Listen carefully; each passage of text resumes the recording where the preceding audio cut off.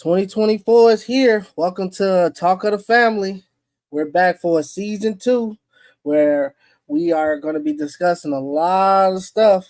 But in the meantime, like always, this is Talk of the Family where some families lie, some families steal, some families are real, and some families are fake. But this family on this panel, we talk, and that's all we're going to do, talk and debate and get into some good stuff. Happy New Year's to everybody. Appreciate y'all coming on.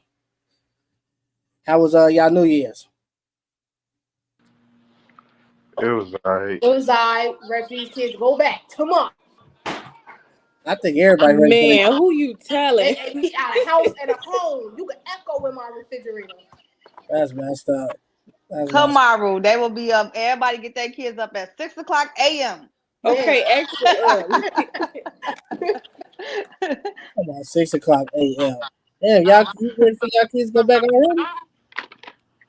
Yeah, we go back tomorrow. They gonna be standing outside before they even unlock the door.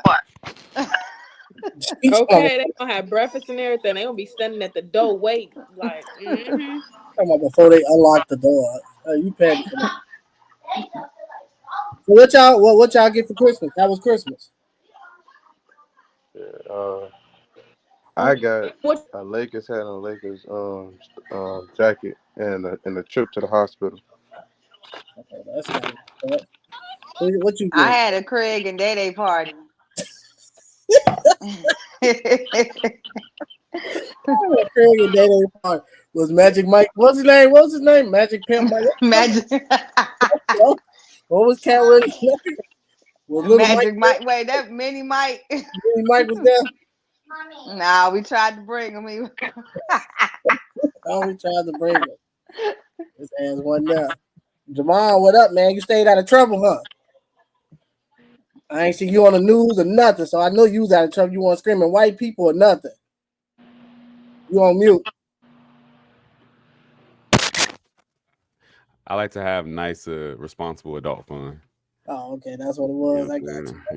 Yeah, I had a good ass time. Yeah, how was your DJing? Cause you DJed a few parties, didn't you?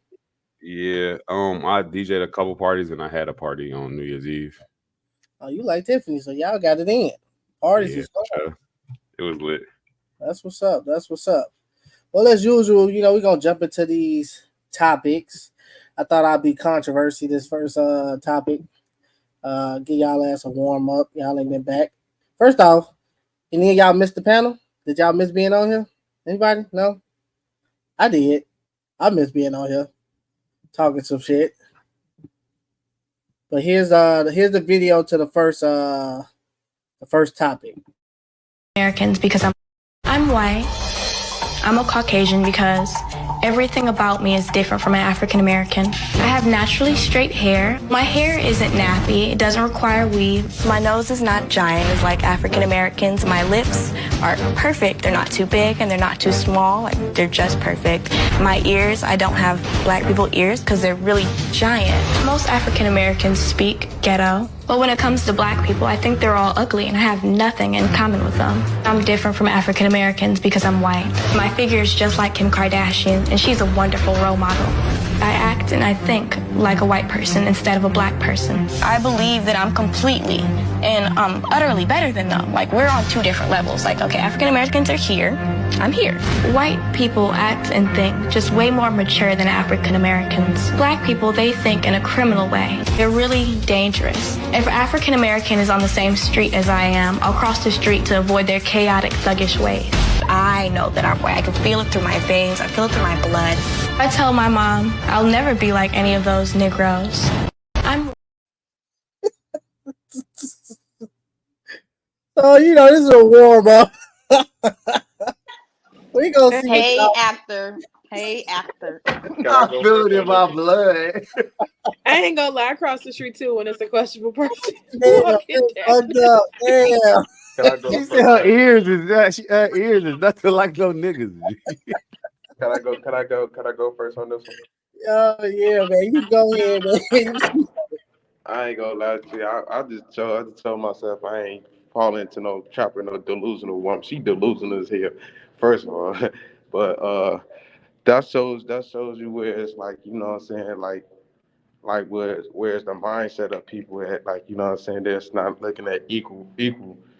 That shows you where's the upbringing. Racism is not you don't born with racism, it's tip taught. She had that. So, like, you know what I'm saying, to dare your own race, her own race is because you Yo, signal messing up. We're gonna go with Quita. What's your thoughts on that? Not yet. You know, we're gonna go with Damon and we'll come back to you. What's your thoughts, Damon? That shit stupid as hell. I ain't gonna lie to you. I don't really got nothing wise or nothing mature to say. Tell her, shut the fuck up. Yeah, stupid. She talking about her ears. Hey, she was like, my ears like are not people. big. You talking about my hair is naturally straight. That's a hot call, bitch. I can see it. We're gonna get her donkey of the day. Donkey of the That day shit right goes to. here. Oh, my hair is naturally straight. No, the fuck is not. That's the result of perms, bitch. Motherfucker know what you been So like, girl, where you think you got that gap from, though? but look, this is Junior type of girl. This is the type of black woman that, you know, Oh Lord. Mr. Junior himself would like to meet and have. So, Mr. Junior, what is your thoughts on it? First of all, I resent those accusations you talking about, brother, because I don't know what the hell you talking about. I'm not delusional about anything. I know I'm black. What I like is separate from what the hell she's talking about. So let's get that straight for one. She way too dark. She way too dark. Two, I don't know. I mean, that's her preference or whatever she feels she believes in her mind. If she feels like she's white and she classifies herself as that, then that's her. That's her association. That's her business. Me personally, I can't really say too much about that. I mean, whatever she generally feels, that's how she feels. I mean, if we talking about the notion of black people being okay with being black, like what are we I was talking? gonna say, like, you know, we just joking at first, but I really want us to get into it, right? But what does it mean? I don't know. Okay, what is okay with being black? Well, I mean, the video even with her describing it as pretty much like just disowning being black, right? But then I know I have had moments where I've seen ignorant shit black people done, and I have had moments where I was like, you know, I can't stand these black motherfuckers.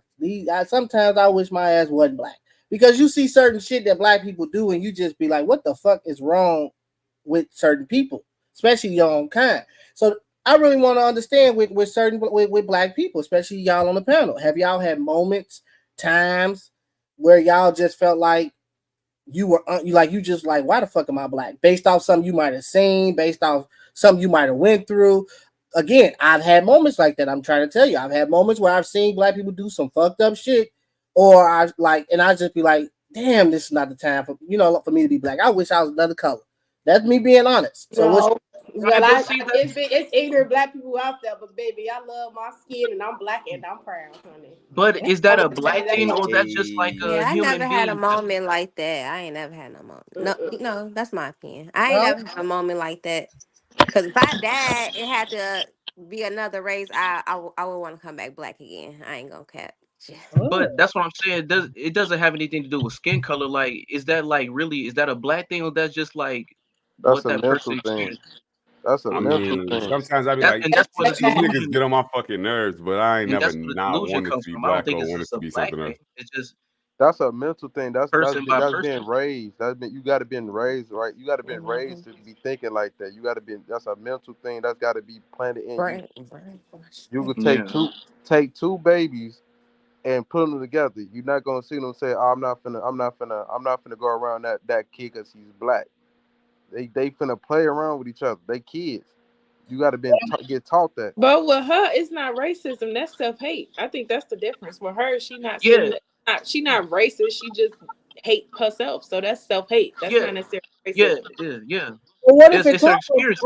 What if it comes from in the video? What if it comes from? She did say black people are ignorant. What if it comes It from? is racism. Because of what she. It is self-hate, and she Niggas probably is broke as ignorant. hell. Niggas is ignorant.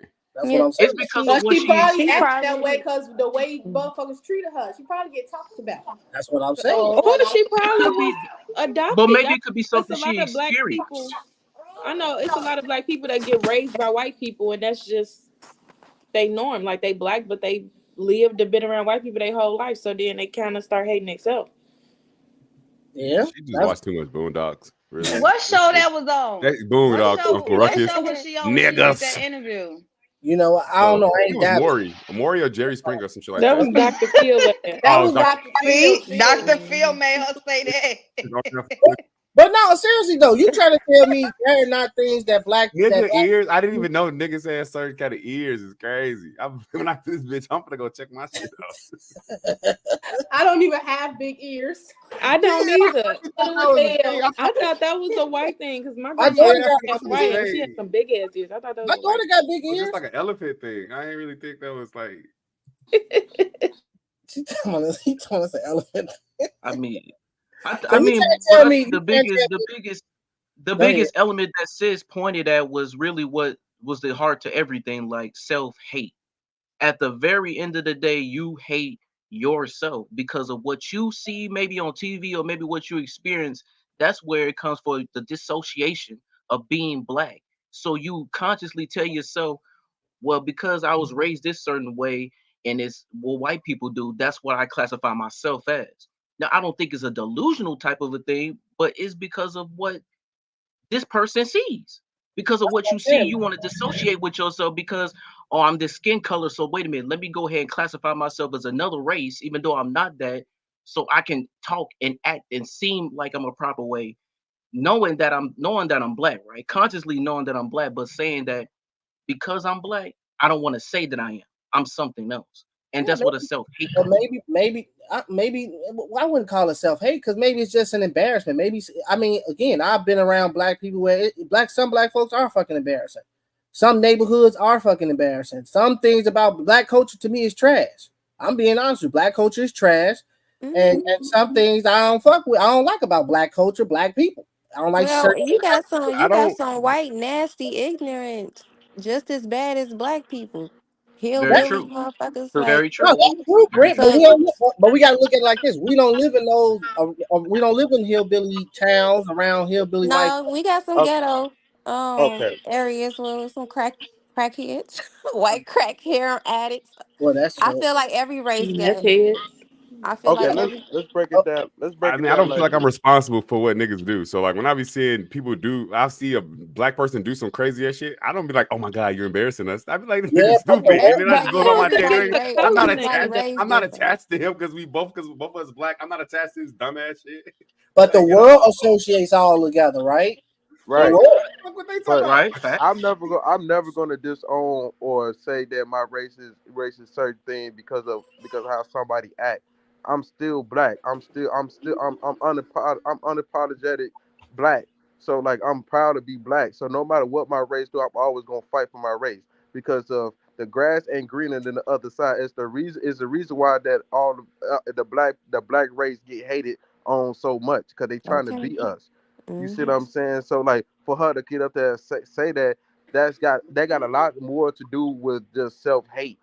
We're not gonna acknowledge that. That's a lot lack of knowledge too. We're not gonna. It could be, but we're not gonna not acknowledge that it's a lot of fucked up shit going on in the black community, and a lot of black folks are fucking ignorant and retarded. But I don't you got a lot of that. You got a lot of the other ignorant races. Thing. It's you not. Got a lot of it's that not other about races. black people. I think it's not a black thing. That's just ignorant people, and you got ignorant people in every race. So I don't think we need to say that it's black people that's ignorant because that's a stereotype. Because we all are not ignorant. Look at us on this panel. It's just that you got that's ignorant, and that's this is not a black issue. This is a people issue. Why you saying it's a people issue? Okay, break it down. Why you saying it's a people issue? Well, it's a people issue because it's a case by case situation. Just what Brittany was saying, there are some crazy or uppity hillbilly ass white people. It's the same in every other race, but we generalize it to the black because I agree with what Brittany said, but why we talk about other races when we gotta focus on the black community, right? Because that's what America shines. That's where America shines the picture on to black people because they associate us with this ignorant shit that you see on TV. That's what I'm saying. The girl associating herself with being white and not black is because of what being ingrained in America, what you see on TV. So you see all the ignorant shit. You see the police chasing black people high-speed chases. You see people robbing stores or burning down shit, and they associate with black people. So when she sees this stuff, she wants to dissociate with that because there's nothing good about the culture. When clearly that's not the case. But if that's all what you see on TV is what social media paints it as, of course you want to disassociate yourself away from that. So it's not really just it's not a black issue, but it's a people issue. And when people don't want to associate with somebody that's not your skin color, of course they want to associate themselves with another race. Let me ask you this: do y'all think black culture is trash? No. We are the vibe. You better not say yeah, bro. I swear to God, bro. I didn't know we was gonna get this deep. I thought we all thought that shit was just made up on the internet, but y'all got a real ass She probably was a. She got paid $2,500 for that episode to say that stupid ass shit. Or she was probably adopted by some white people. You see, no, she live with niggas. She a nigga herself. She just said that shit just to fucking get a little money on the TV show and shit. But I've heard. I don't believe that stupid shit. But I've been in conversations whether I've heard males or females on whether it be the internet or in person say that black culture is trash. I've heard certain black women and black males say that because of they see certain black people do a lot of goofy shit that they at times they wish they wasn't. So that's why I picked the video, because it was like, damn, okay. They make bleach. Tell them to go bleach themselves and shut the fuck up. How about that? We are seeing that too. Everybody was just talking about Beyonce and how she bleached her skin. We talking about people who don't like their skin color. That's what I'm saying. So it's more than just what she said. Hey, I'm not gonna go there with the Beehive, bro. I'm not going there with the Beehive. I'm talking about whatever, but I'm not fucking with Beyonce. Black. I'm glad you don't want to be black. See, always be the people that look like that always got an issue. And why get offended if a person look like that? I wouldn't get offended. I would have started laughing. I don't think like, that she even changed her skin tone. I think that's just the camera. I just think that's just the settings they put on the camera. I said that, but Kenya said no. She changed her. Kenya's a Beehive. She said she changed her damn color. I am not in a Beehive, and I said she just lighter. I didn't say she changed. I said you could tell she's lighter than what she was, and I said I don't think that's just the seasons changed. You got light back light. I think that's the camera. I think it's just the new cameras, and that's how her skin look in the cameras. How they edit her skin now. I don't think that she actually bleached herself. Well, they should have edited that shit a little darker. Cause see what I'm saying? So how we know Beyonce was okay with being her skin color? See what I'm saying? It's all around us. That's alleged though. We got to find somebody like Sammy Sosa. Right, he changed his color. Sammy Sosa was dark skinned. He didn't want to be black. And Michael Jackson.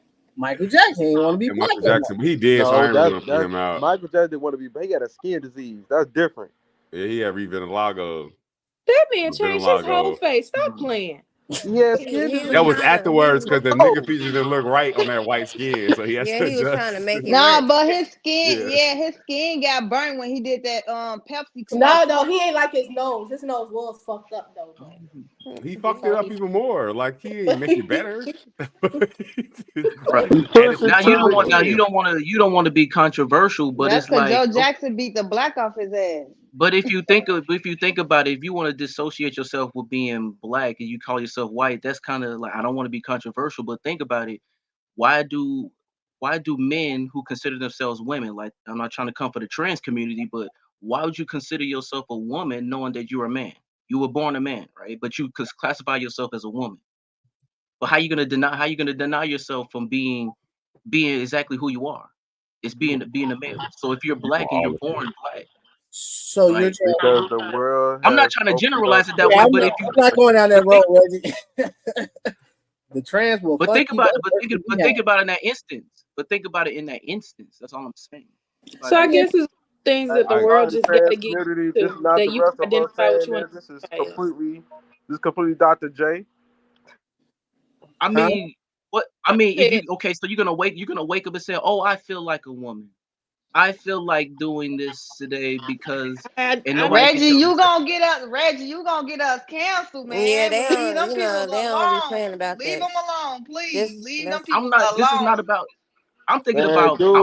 Everybody that came from the LGBT community, bro, they all got canceled. Except for Dave Chappelle. You not that funny, bro. I ain't gonna lie to you. That's the only nigga that's They all got canceled.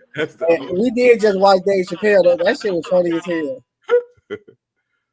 That shit was fun. I get what you're saying, Reggie, but at the end of the day, man, look, I don't know. I just brought the video up because I've heard those conversations around the way before. And then throughout life, I've seen people change their skin colors up, bleach their shit. They don't want to be a certain color. So you kind of start wondering, do people try to disassociate themselves from being black? Do they have a problem with it? When you see black people doing ignorant shit, do it affect you? Do it make you feel like, why the fuck you got to be doing that shit? That's, we already being fucking looked at a certain way. Why you got to go out here and act ignorant? So, those sort of things is happening, and it makes you wonder, like, damn, do everybody wake up pride as fuck to be fucking black? There are a lot of people out here that don't. Go ahead, Jerome. Hey, this is the last time I'm gonna talk about it, man. Like, look, if I see this stuff every day, if I see somebody do dumb stuff, man, bro, like, as a black person, I'll try to help them out. You sound to get them punished, because, like, you got to understand, a lot of black person that haven't been coming from the homes where they been taught what to do, how to do it. If it's in this scenario, some people that's never been born with parents, they parents is on crack. Like, you just got to understand, they ain't come with the same upbringing as everybody else. So ignorance is you don't know. So if you see somebody that don't know something, except for trying to change your race, matter of fact, help it out. Now, what I can say is that we're black community, in the black community, we don't help out each other. We don't put each other on, or we don't give each other light. We trying to take from each other. We trying to compete with each other, except for coming together and inform or inform and put knowledge into the youth, or put knowledge to the people that are ignorant. So our race will look You're more moving like the a good rate, huh? You're moving the goalposts. How? You talking about a totally different subject. You on a way off tangent. How do I just answer? Well, no, okay, cool. All right, that's my last thing to say then. All right. Welcome, Pete. Welcome to the podcast. All right, we're gonna move to the next subject then. I guess y'all are proud to be black. And old girl got mental issues, so he gonna leave it there. We're gonna go to the next subject. Let's see. What's y'all thoughts? If you're going to be paid by an employer $20 an hour, the following statement must be true. During that hour, your labor produces more for the employer that he sells at the end of the day than $20 worth. Because that's why he's in the... If paying you 20, you went to work and you did an output that gave another 20 for him to sell, then he's got nothing out of this. He's made 20 by selling what your labor helped to produce, but he's got to give it to you. And even though he likes you, he's not going to do that.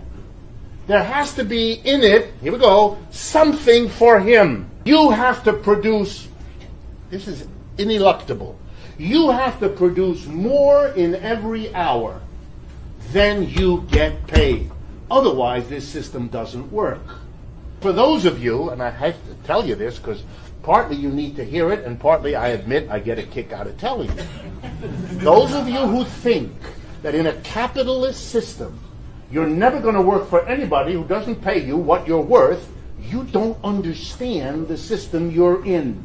That is never going to happen, because that's how this system works. When you go home at the end of a workday and you feel vaguely ripped off, it's because you are. And the psychologist or others who helps you get over that feeling isn't doing you any favor. Question. So, is being your own boss the only way to get paid what you're worth? Is being your own boss the only way to get paid what you're worth? We're gonna go with you, Demar. What's your thoughts? No, I don't think you could be your own boss and still got. I mean, what your worth is objective. Like, it ain't a set value on what you're worth. So, being your own boss is probably you probably make more money per hour or per year or whatever you have, or whatever scale you put it on. But really, I think it's just passive income. You need passive income to really be paid, I guess, technically what you're worth, which is probably just to be able to take care of all your bills and be financially free is probably what most people would say their worth is. Yeah, because we're every year ever since the pandemic hit, we've been seeing where black people, I'm sure I'm not the only one that's saying where a lot of black folks is just like, I ain't going to work. I ain't finna work for these white people. Fuck these people. They ain't paying enough. Woo out the band, right? So my thoughts is, when I hear that and comparing it to the video, do black people feel like do they not want to go to work because, like what he said, you're not being paid your worth, and so therefore fuck this job. And then you hear a lot of this boss talk, right? Everybody feel like I ain't working for the white man because I ain't getting paid what I'm worth, but I'd rather be my own boss. And compared to what you said, it don't even matter if you're your own boss because you technically still might not get paid what you're worth. So, that's why I brought it up. Hold on, Drum, before I go to you, I'm gonna go to P. What you think? I got you, Drum. I agree with Demar. I mean, I think we all know, like, entrepreneurs, hustlers, that's like a 24-hour thing. Like, the thing about, working for somebody else is you're only on the clock for a certain amount of time. You know what I'm saying? Even if you got overtime or if you have a job that requires you to work, 10, 12-hour shifts, shit like that. But, when you are an entrepreneur, when you self, to bring in your income, like Demar said, like, you need income to survive. So it's like, I don't think that being your own boss is the only way to make money. It's really about, making yourself like invaluable. You know what I'm saying? And whatever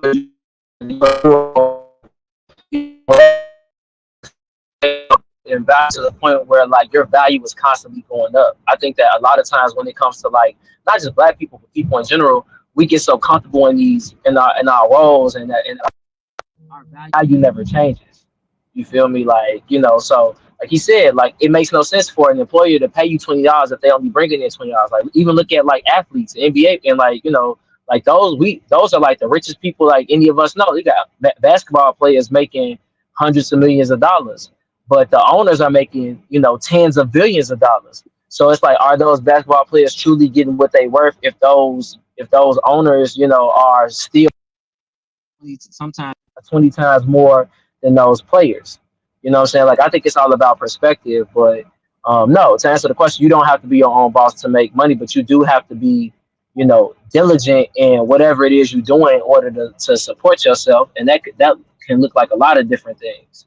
But just working like a regular 9 to 5, especially like in this society, unless you're one of them people that's making, $100 grand, $150 grand a year, it's everybody just trying to make ends meet. You know what I'm saying? So I think it's all about what you consider to be comfort for you, as far as like what your number is on your daily, your monthly income, to say, all right, this is the amount of money I need per day, per month, per year to be good, and then basing your, how you move or how you work off that.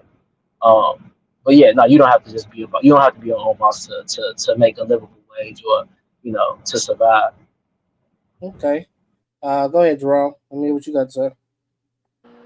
Yeah. Well, if you talking about what y'all speaking about, then no. But the question was, do you got to be your own boss to get paid your worth, and being getting paid what you worth and getting paid to live? That's two different things. Like getting paid but worth is like you what you bring to the table, like what you bring to that job. If you ain't there, that job probably ain't running functioning. Like you see what I'm saying? Like so like you damn near need to own your own boss, be your own boss to get your own work, because the only person that's gonna pay you what you worth is yourself. Because they gonna always all jobs gonna always gonna ask for more, but still try to pay you less than what you worth, because it's about a profit game to them. It's about like how to manipulate to somebody. Like, look, we gonna get you a raise. We gonna put you here. Boom, boom. I bid now too many times. $50, Amazon, shit. I've been everywhere with it. You know what I'm saying? Even right now, Sunrise with it. Best driver everywhere with it. You see what I'm saying? They worth. I leave a job, they go in scrumptious. So you really got to think about it. What is your worth? What do you bring to the table? So that's the first thing you gotta understand, because so if you don't know your worth, you can't tell if you really get paid your worth. So like your worth, what you bring to the table, yeah, you probably do got to need to over your own boss, because if you bring that much to the table, from people that's not going to pay you that much. You need to work for yourself so you get paid. That's my take. What about you, Katie? What's your thought? I think you will never get paid for what you work, regardless if you work for a company or if you work for yourself. You will never get paid what you worth, because if you work for somebody else, like the man said, they making a profit, so they're gonna cap you at some point in time. And if you work for yourself, you ain't gonna get paid for what you want, because the trade-off is your time and your energy. Being your own boss, it takes more hours, it takes more effort, and everything is on you. So it's really, are you really getting paid for what you work? You're working for every penny. So I feel like it's one of them things that you got to figure out what you like and love, and that's, you get equity out of that. You're not gonna get an actual monetary payment. You got to find some joy. So should people stop going around? Talking about, I ain't working for the white man? Well, absolutely, because at the end of the day, even if you your own boss, you still working for the white man because you're paying taxes. The white man gonna get something off of whatever we do. So it's like, regardless of how you look at it, you're still working for him because you're still paying that man his taxes. So you could work at a job, you could be your own boss, or your ass could do some illegal shit under the table. Either or, they gonna get their back ends regardless. Oh, that's true. That's true. What about you, Reggie? What's your thoughts? I really agree with everything what Sis said and what Damon was saying. It makes sense. What Jerome was talking about does make sense. Your worth, because what companies really look at is your experience. So if you got certain experiences, you're gonna obviously get certain benefits, right? But if you went the extra mile, I guess without them telling, and you assert yourself and say, well, hey, I'm proficient in this and this and this, then maybe they could up your pay grade. But being your own boss is just as scary though as well, and it takes a lot of ambition and guts, because when you start off, you don't have any clientele, you don't have anybody backing you, and if you don't have any money already in your bank account, then how you gonna make a living? You know what I mean? Because when you your own boss, it's kind of like you're working 24/7. Damn near 25/8, because you have to keep constantly working on the clock to build a rapport and network with people. So if you start off small, how else you gonna make it if nobody knows who you are? If you don't network or if you don't have something to give. So it's kind of scary on both ends, but knowing that you have security when you're working for somebody, you're getting a paycheck, whether it's 2 weeks out of it or a week out of it, you know you're gonna get something. Whether what you believe what your worth is, that's completely up to you as a person, what you value yourself.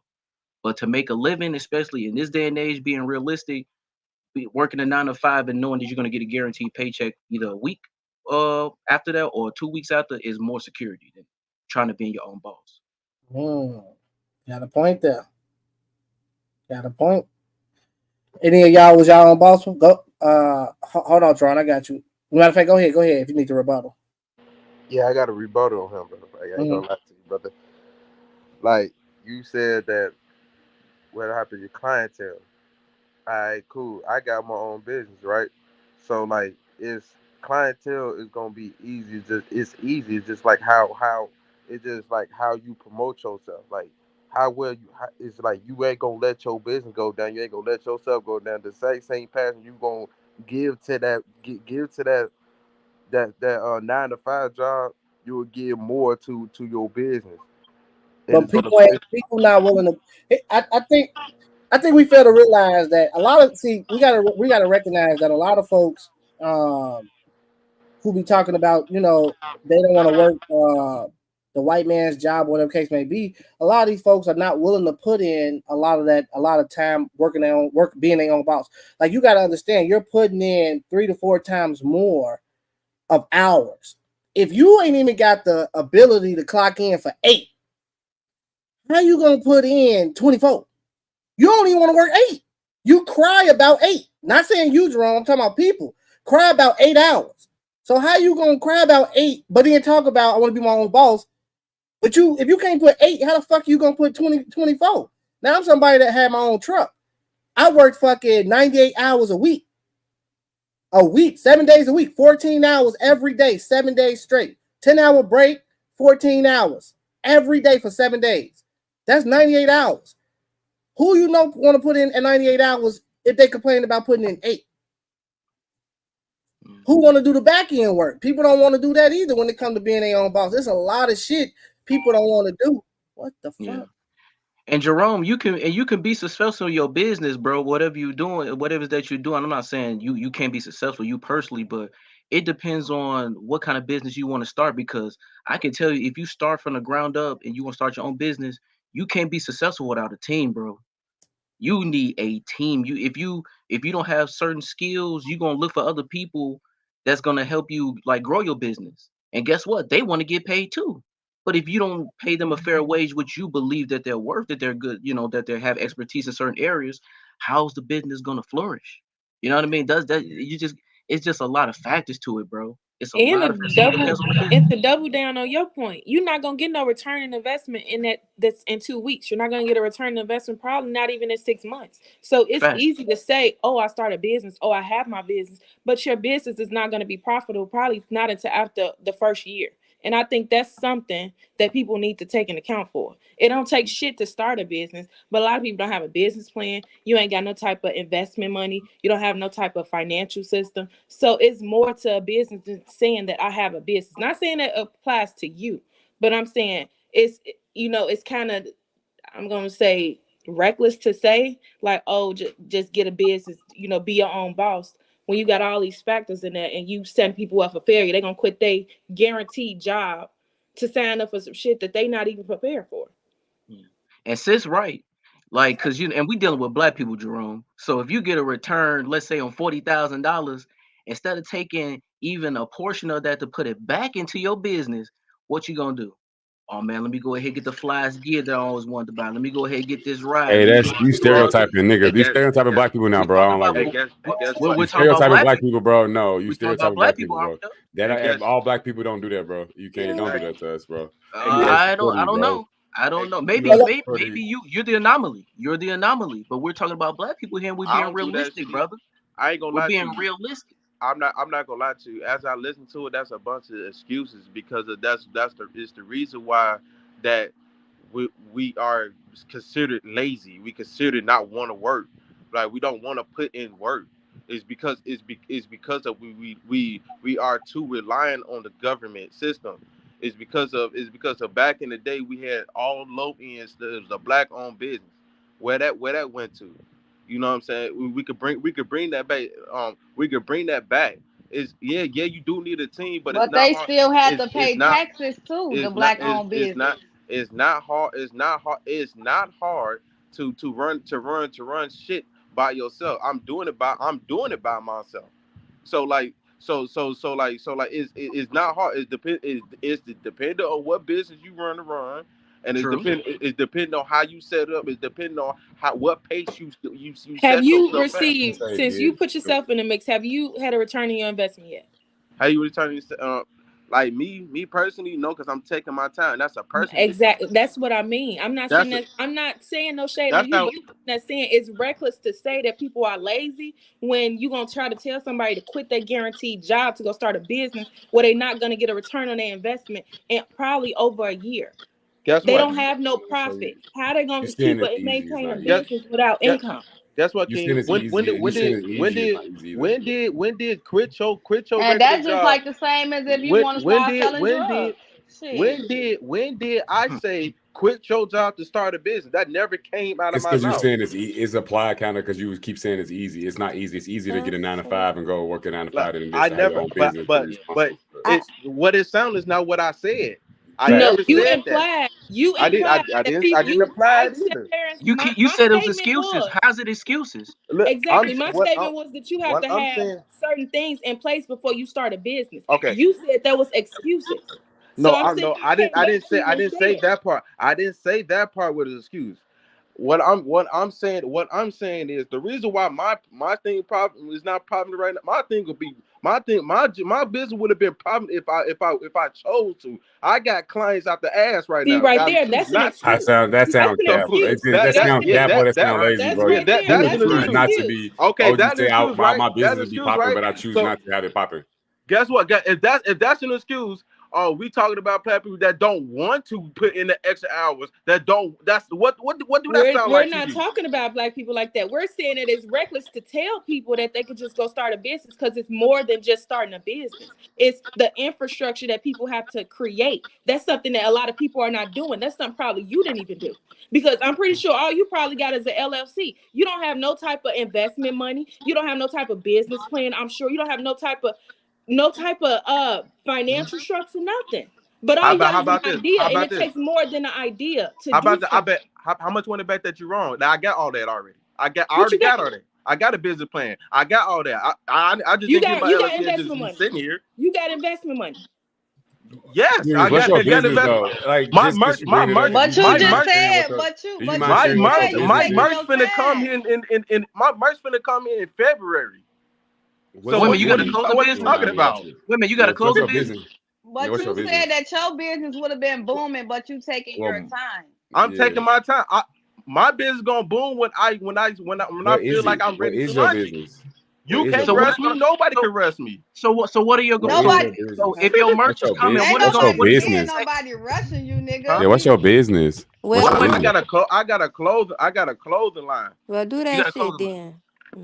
Okay, as long as you got faith, and you got women, you got a website. You gonna be. I'm on Instagram, TikTok, Facebook. For real, women, you got a website. Like, women, you got a website, bro? GTTM LLC1. You got a website? That's your website? I don't got a website right now. I'm building my that's website. What I'm saying. See, that's what I'm saying. Pause. Let me ask you this, Jerome. Huh? Would you say that you're putting in 24, over 8 hours in your business? Are you going hard in the paint with your business? Are you doing every day you up you putting in that energy to get your business off the ground? Be honest. Yeah, because I have to. And this I'm not, and then on top of that, I'm not telling people to quit their 9 to 5 to do it either. I'm not even implying it. So I think that what they're saying is, though, by you saying, look, what they're saying is, because of the fact that I made a statement saying that people want to quit their job. I mean, people act like they don't want to go to work based off they don't want to work for the white man. And then you came behind me and was like, well, it's easy for black folks to go to go create a business. Well, King and Damon and Junior is saying that it's not that easy, because in that case everybody will have a job. So you were kind of implying by saying it's easy that people could just drop whatever they're doing and go create a business and get it off the ground and boom. Go ahead, Damon, real quick.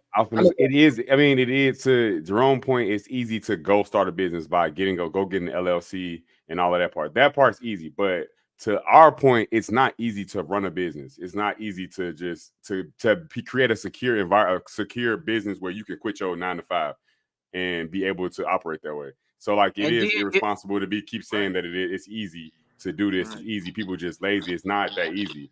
That's why most people go work at a business that's already established, because it's not that easy to run and continue to keep going. And then he also stated that we was so busy trying to depend on the government, but he depends on the government too from his job, because he get government benefits. So he's depending on that too. Got a point. So he can't just say we too busy depending on the government. You taking PPPs? Firstly, Jerome, you taking PPPs? Keep it a buck with us, G. Allegedly PPPs. No. Firstly, depending on the government is two different things. If you have a job and going getting it, and then you have medical care from the government, just because Section 8, Link, and all that stuff, with no job, you dependent on the government. If you're going out there and getting your money, even if it's a 9 to 5 job, you're not dependent on the government. So your statement is squashed right there. With jobs then get approved for Link card too. I ain't get approved for Link card. I ain't never signed up for a Link card, Shorty. So what you mean? What you mean? What's wrong with signing up for a Link? Because you gotta eat too. You gotta pay your bills and you have to buy food. Yeah, listen. So what's wrong with that? I didn't say nothing wrong with it. That y'all misinterpreting what I said. I never said that you're supposed to quit your job. I said, yeah, it's easy to start a business. I never said it's gonna be easy to run the business. I never said you supposed to start the business. You did kind of say it was easy to run the business. You said it's easy. That's just the excuse. People don't want to do it. That's exactly what I just said, brother. Listen to me. I just said it's easy to start a business. I never said it was easy to run the business. You can never say I said it was easy to run a business. I never said that. I never said you're supposed to stop. I never said you're supposed to quit your regular job either. Let me ask this on the panel. Do everybody like their jobs? Do everybody literally get up every day happy to go to their job? Who, me? Shit, hell yeah, I love dropping little badass kids off. Their job, but that's what we have to do to survive out in this motherfucking world. We gotta get up as job kids and shit. So ain't not one person can say, "Oh my God, I really enjoy working." Ain't nobody gonna say that because don't nobody enjoy fucking working. No. I love dropping kids off. I'm fucking with you. As for a job, my job is decent as hell. Like I would not prefer to do this shit. Like we just say I wouldn't want to do something completely different. But as for a job, I shit lit actually. Okay. What about you, Pete? Would you say you enjoy waking up and like going to work and working your job? I mean, it's cool. I went to mine. Like, if I didn't have to work this motherfucker, I definitely wouldn't. Like, if I could do some other shit, cool. But I mean, it ain't no bad gig for what I have to do and what I get paid. I mean, like, I can't complain. But I would like to kind of push back on all this. I think that very few people truly can get their worth in a capitalistic society. And I think that that's where the trick is. I think that the trick is to convince enough people that if you work hard or if you run the business or whatever the case may be, that you can eventually get your worth. When a capitalistic society only is solely dependent upon poor people. Like it's got to be so many working class people, so many poor people in order for these super hyper rich people to sustain they super hyper rich lifestyles and all that shit. So I really I don't know. Is all of this really just part of the lie? We could chase, granted, I think that everybody should get their worth, but things like water should be free. I'm a fucking human being. I need that shit to survive. Why am I paying for it if I'm worth that much? You feel me? Basic essentials. But as far as to become super rich or a millionaire, whatever your goal is or whatever you think your idea for a comfortable life may be, that's the trick. Because it's people like Jeff Bezos, it's people like Mark Zuckerberg, they work, but do they really work? For real? They not working hard. They might be up, trying to get their next dollar, that's a different mindset, but they not doing no hard labor. They're not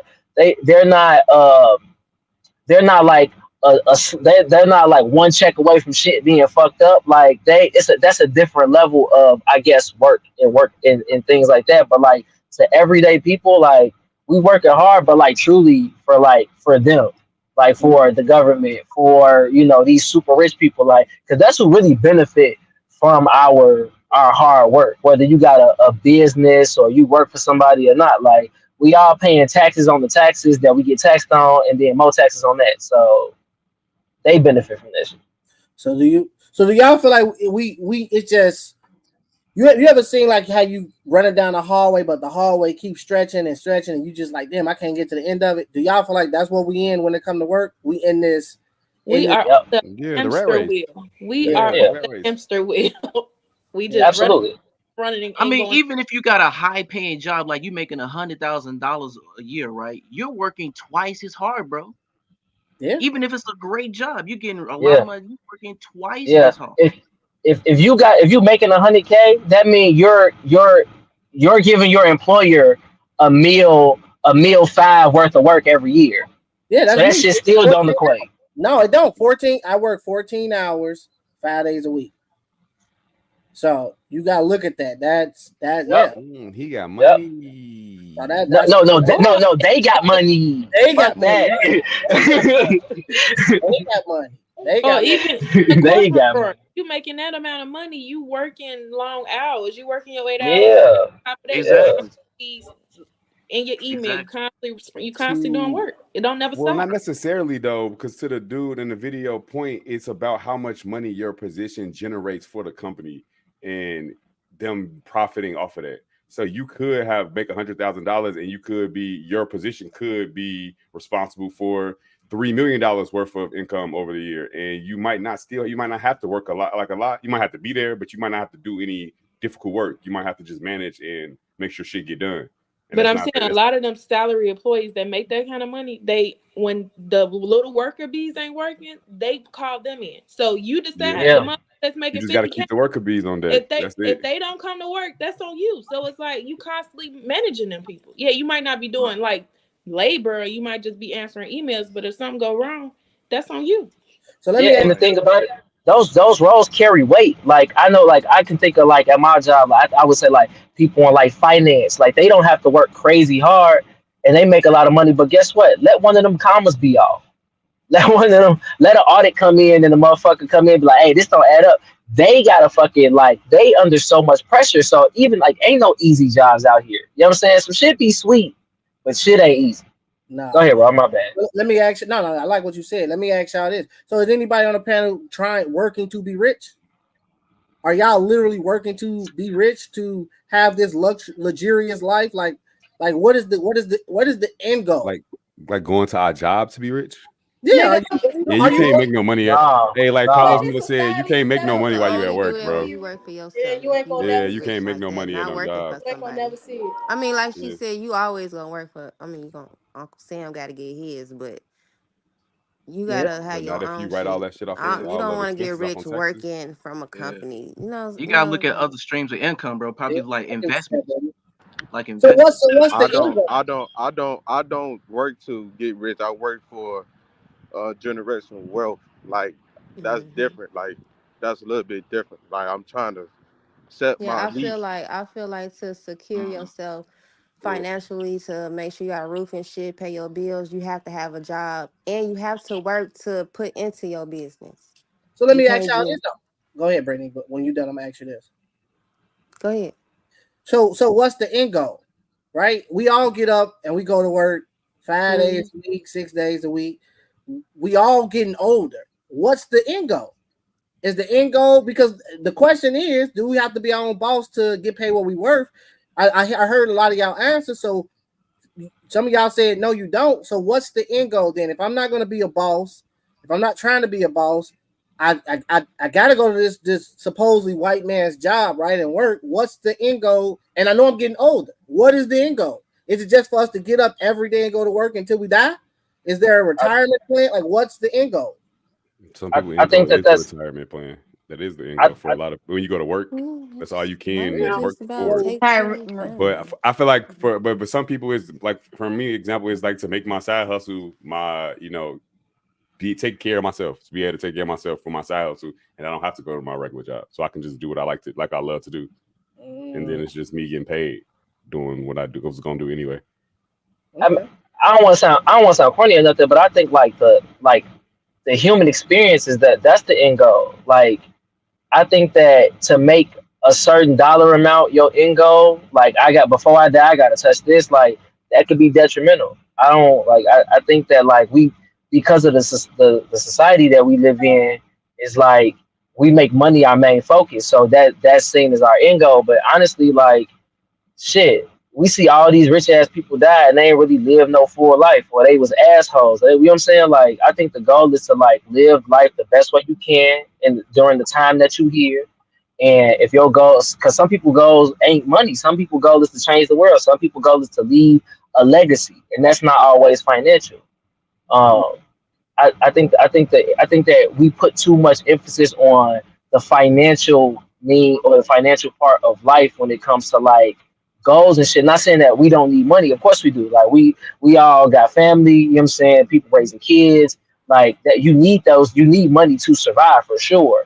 But like, I think the goal like is to be the best person you can be. Is if you're gonna have some kids, raise them to be the best person they can be, and make sure you played your part in making your tribe the best tribe it could be. You know what I'm saying? That's really what I think it is. Like, I think to put so much focus on money, it continues to distract us from like the shit that's going on. Like we give all these rich people passes to do all this fuck shit because they rich.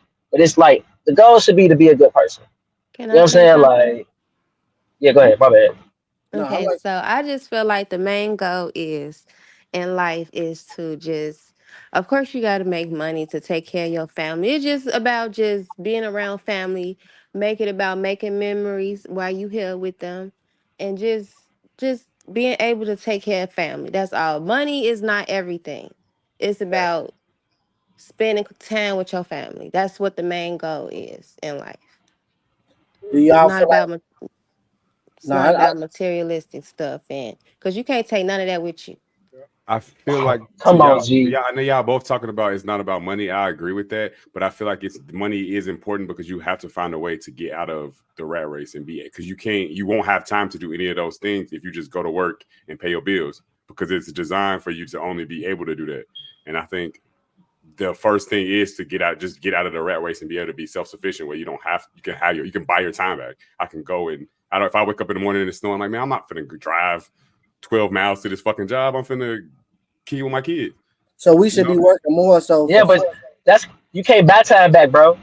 I mean, how much money you got. I'm not saying buy time back in the sense of like buy time back in the sense of time that has passed, but get your time as far as the time you're going to have to spend at work. Like the 8 hours I'm at work for 5 days a week, I could be doing something completely different. I can be doing those things that actually matter to me, like spending time with my kids, spending time with my family, spending time with like you can do those things. And I think that's like money's not important, but it's important to the fact that you can actually experience life after. Yeah, like, but you can't wait for a certain dollar amount to experience life. Like sometimes you just gotta say, fuck it. Now, granted, I can't go book a trip to Bora Bora right now because I know that trip is a $5,000 trip. But like you can still go and experience life, because what if you get cancer tomorrow? That money ain't gonna be able to save shit, right? Like that's just you gotta live like that, and that's the reality of it. Getting our soul saved. Shit. I think it's like a balance though. I mean, I think it's a balance of that, of like trying to get out of doing this, like having to go and report back to sell your time for money to be able to actually, and then also actually living, because like you said, you can't wait till you got enough money to live, because that could never happen. No, you're right. I agree. It's a balance.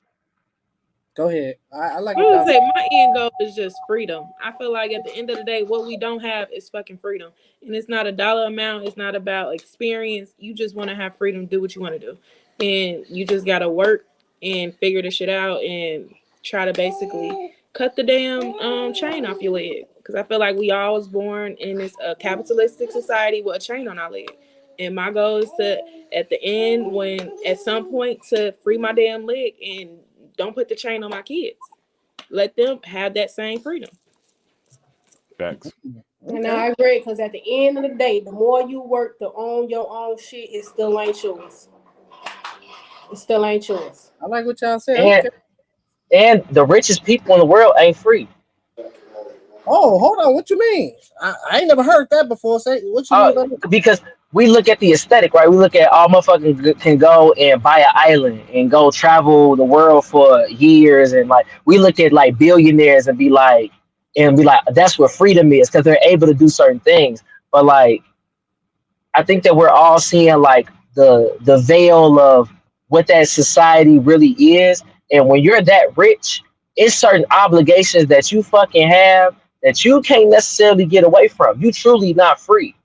You feel me? Like, in order to sustain that lifestyle, in order to continue to have those billions of dollars, that you got board members and shit to answer to. You got shit ain't no freedom. Like motherfuckers look free, don't mean they are free. And a lot of people who are super, super rich, they definitely spiritually not free. So it's like always consequences behind that. The more you want, the more you gonna have shit come with it. And that ain't something that people want. You feel what I'm saying? Yep. Like that ain't freedom at all. So do y'all think more? You think more people that's on our level is more happier than the people that got all the money? Absolutely. They too busy trying. That's subjective. I don't think I can't say that. I can't compare. Yeah, you can't say yes or no. Hey, bro, did you see that interview? That was where they interviewed Taraji P. Henson, and she said she been in Hollywood for I don't know how long. You know how great an actor she is, and she said in an interview that she's still not getting paid the worth that she is, and she wants to quit acting. Now, this is somebody who has, more than us that has some money, right? And still is not happy because she's not getting paid the worth that she has. Now, what does that say to our society? I think I like what you say. I like that you brought it up because it proves all y'all points that y'all just stated. That at the end of the day, you're never going to get paid your worth. You just got to find happiness. You got to find something you love to do. Like Damon said, I'm trying to trade off what I'm doing in this world, in this world, to go DJ and be happy and do, because I love doing that. So I get what y'all saying. Happiness is just, you can't like P said, you can't compare money with happiness. You got to find what you love and go do that, and that's just what it is. So it's about perspective too, because I mean, I understand her point, and she's not like about wanting to get paid more, and that's understandable, and I think she's right in what she's saying. But also, is it about like, if you have them, like, to be free again, like, it's about being free. Like, if you're able to be self-sufficient and take care of yourself, and you don't need money, like, you can actually just remove yourself from this acting thing and then be free and be able to spend time doing something. But if that's what gives her purpose and makes her feel happy, I understand why she want to get paid what she worth. But also, you could be completely happy without the money attached to it if you don't have that value on the money.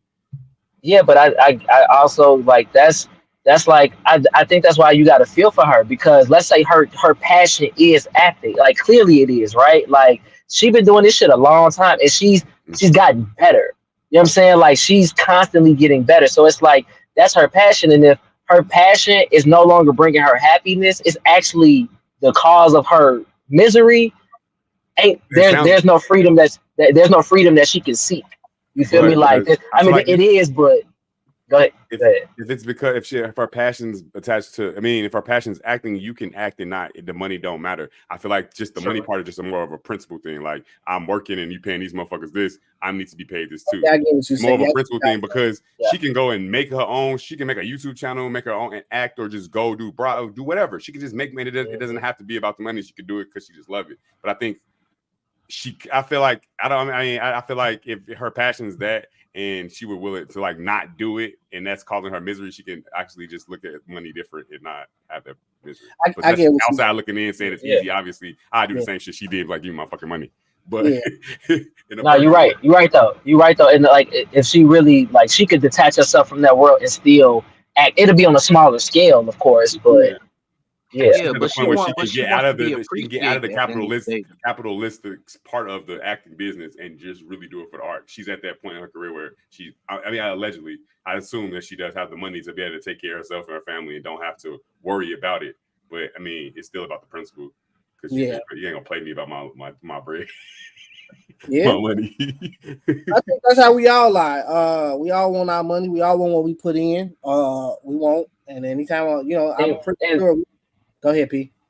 I think my brother was saying she wants to be appreciated, and I think that's something that, like, that gets super overlooked a lot of time. Like, y'all, like, I know we old enough, y'all. Everybody know Little Richard, right? So how he was always like, they stole this from me, they did this, and like, as you get older, you realize, hell yeah, G, like, you better let it be known that these motherfuckers took from you, because you're not being appreciated. Other people are being appreciated for things that you did, for things that you created. So it's like, I think that's like her biggest thing. I think that's all of our biggest thing. Like, one thing about working for somebody else, not only a lot of times is the money you're not getting your worth from a financial standpoint, but a lot of people ain't appreciated at work, and that really fuck with your psyche. It's one thing to not get money or get the money you think you worth, but it's another thing for a motherfucker to not give you your credit or show you appreciation for the work that you do. Like, damn, like.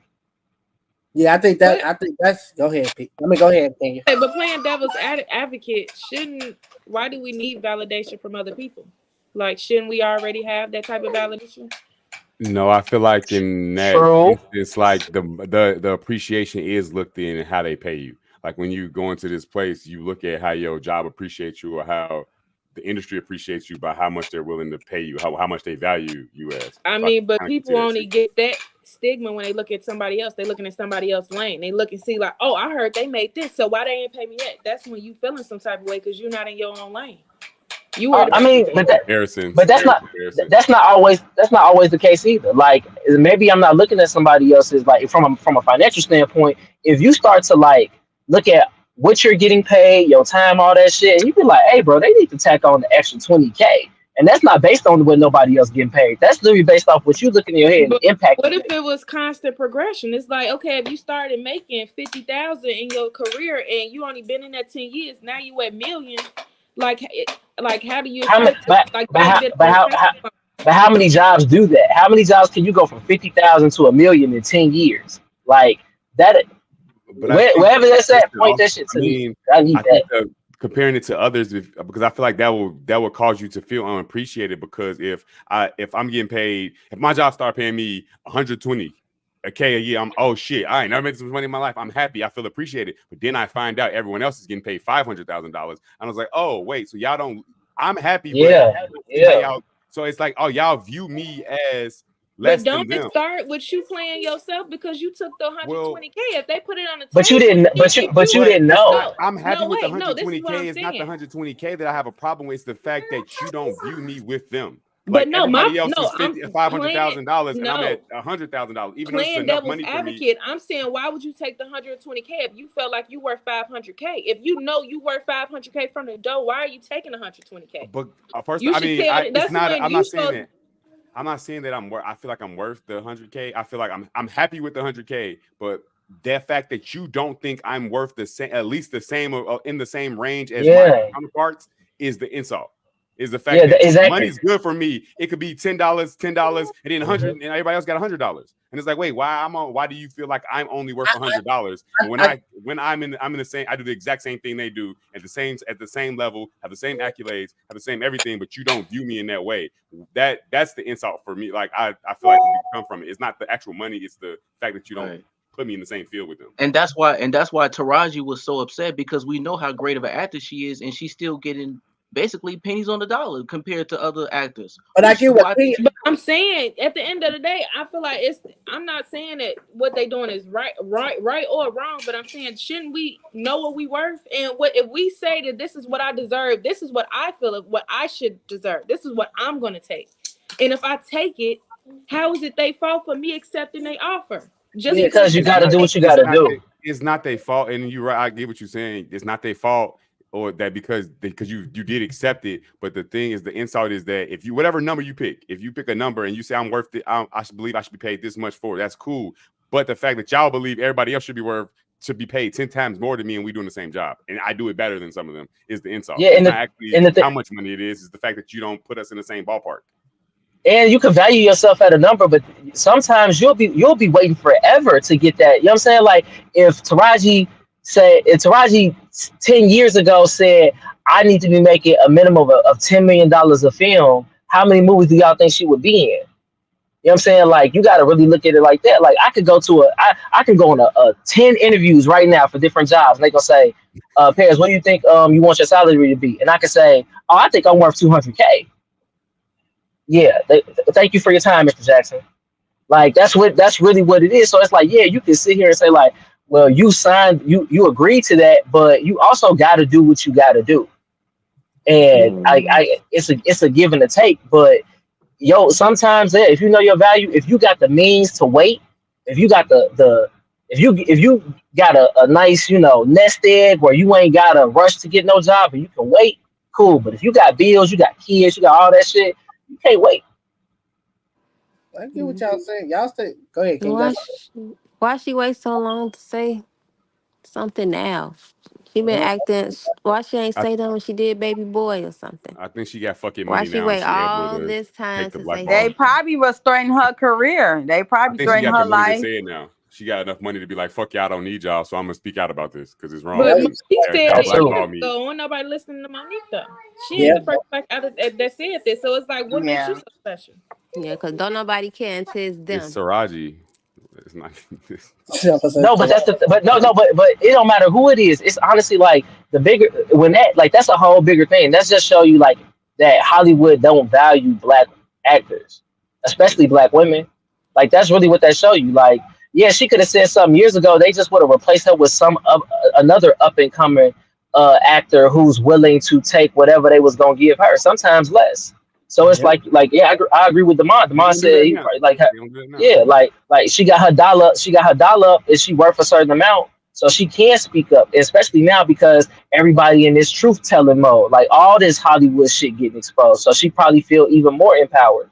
But like in 2007, 2008, like she showed that Benjamin Button number. She made 150K for the Curious Life of Benjamin Button, and fucking Brad Pitt made what, $10 million? But And that Brad shit Pitt was nominated he for an was Oscar. in the way longer than her, and his role was way bigger than her. So I'm sitting there saying we making it seem like it's a color issue, it's a woman issue, but it's like look at the role you're playing. It is because if okay, she made 150K.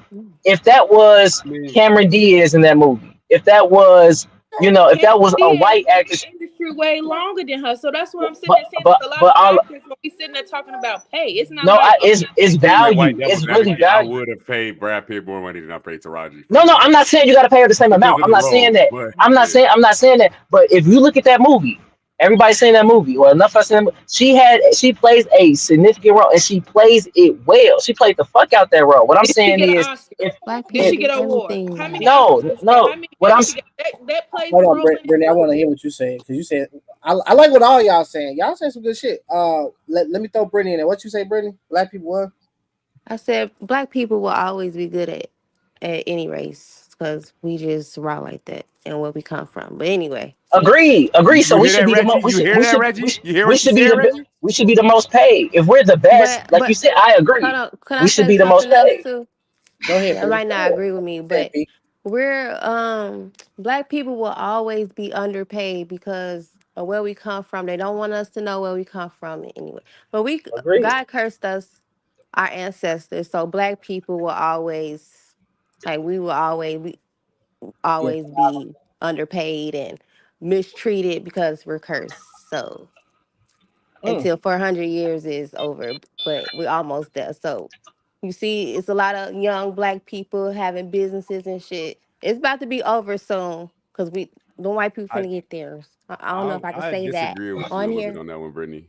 Oh, okay. Yeah, I don't believe black people are cursed. I think that's. I don't think we always have to. We gonna always get underpaid. I feel like a lot of times we don't know the business, the game that they're playing. And once you figure out the game, then that's why more like older actors or older artists, they get paid what they want because they understand the industry now and they understand how the game is played and the words to use when they were negotiating their contracts and where the money come from and all of that. I think it's more just not having the knowledge and they just play that game with us. So we get fucked a lot of times. I want y'all. I like where y'all going with this, Brittany. I like what you said, Demond. I like P. I like what all y'all saying. Y'all literally. So I'm gonna play this next video. I want y'all to stay where y'all at mentally. I'm gonna play this video, especially based off the last things you, Kenya, Brittany, P, and Demond, what y'all said. Listen to this video because we gotta jump into the next one, and it's gonna tie in. Where is it at? Because everything around.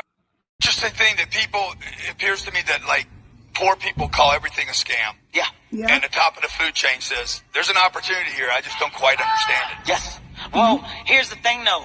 Are poor people wrong for calling everything a scam? They're being scammed.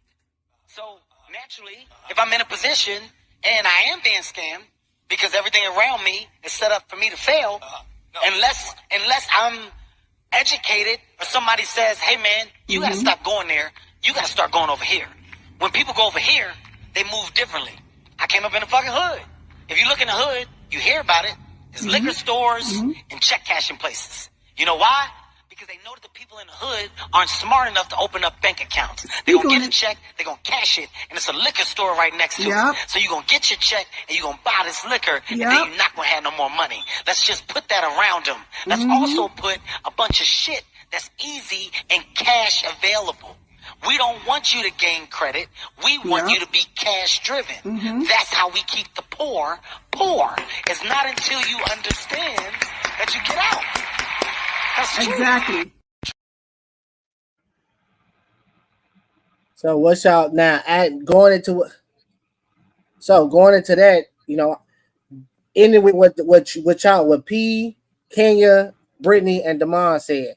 Because Demond, you were saying that, black. You said you don't think it's a curse thing. You think it's more of a negotiation thing, right? But then you also hearing somebody like and then Ken, you were talking about, tying into it, knowing your worth, right? Knowing who you are. In so many words, the lack of just knowing who you are, knowing your worth, knowing what you want to go for and all of that, right? And then further with you, P, and the stuff you said. So my question is, will we ever get out the system, right? Based off what Kevin Hart said, tying into what y'all said, right? When we talk about Taraji P. Henson getting underpaid, black folks will forever get underpaid, according to what Brittany said. So what are y'all thoughts on that video with Kevin Hart? Right? How do we overcome the system that was made to trap us? Knowledge and understand, get your emotions out of it. It's not getting paid what you're worth. It's not about what you think you're worth. It's about how it's numbers. How much income revenue do you generate or help generate for this business or for this venture or project or whatever it is? So I only can pay you. I can like P said earlier, like I can ask for $200,000, but this position doesn't generate. We don't generate $200,000. It generates $100,000. I need to make profit, so I can only afford to pay you $30,000. Then 20 of that, and then I have operating costs, and then I need to make some money on the back end as well. So I feel like in any system, you're not going to get paid to what the dude said in the last video. You're not going to get paid to that. But to Kevin Hart's point, it's about knowledge. You got to understand credit. So it's kind of is a scam because we don't get taught this shit. No, you don't get taught this shit at all until you get into business and you start working, and then motherfuckers start playing you on your contract, and you're like, what the hell? And you want to do better and get more. Can I say something? Oh, no, go ahead. I like what y'all saying. Go ahead, Brittany. Okay, so I also feel like it's like a program. Like they're trying to program black peoples. And I just feel like, hold on, let me see. If you tell a lie big enough and keep repeating it, people will eventually come to believe it.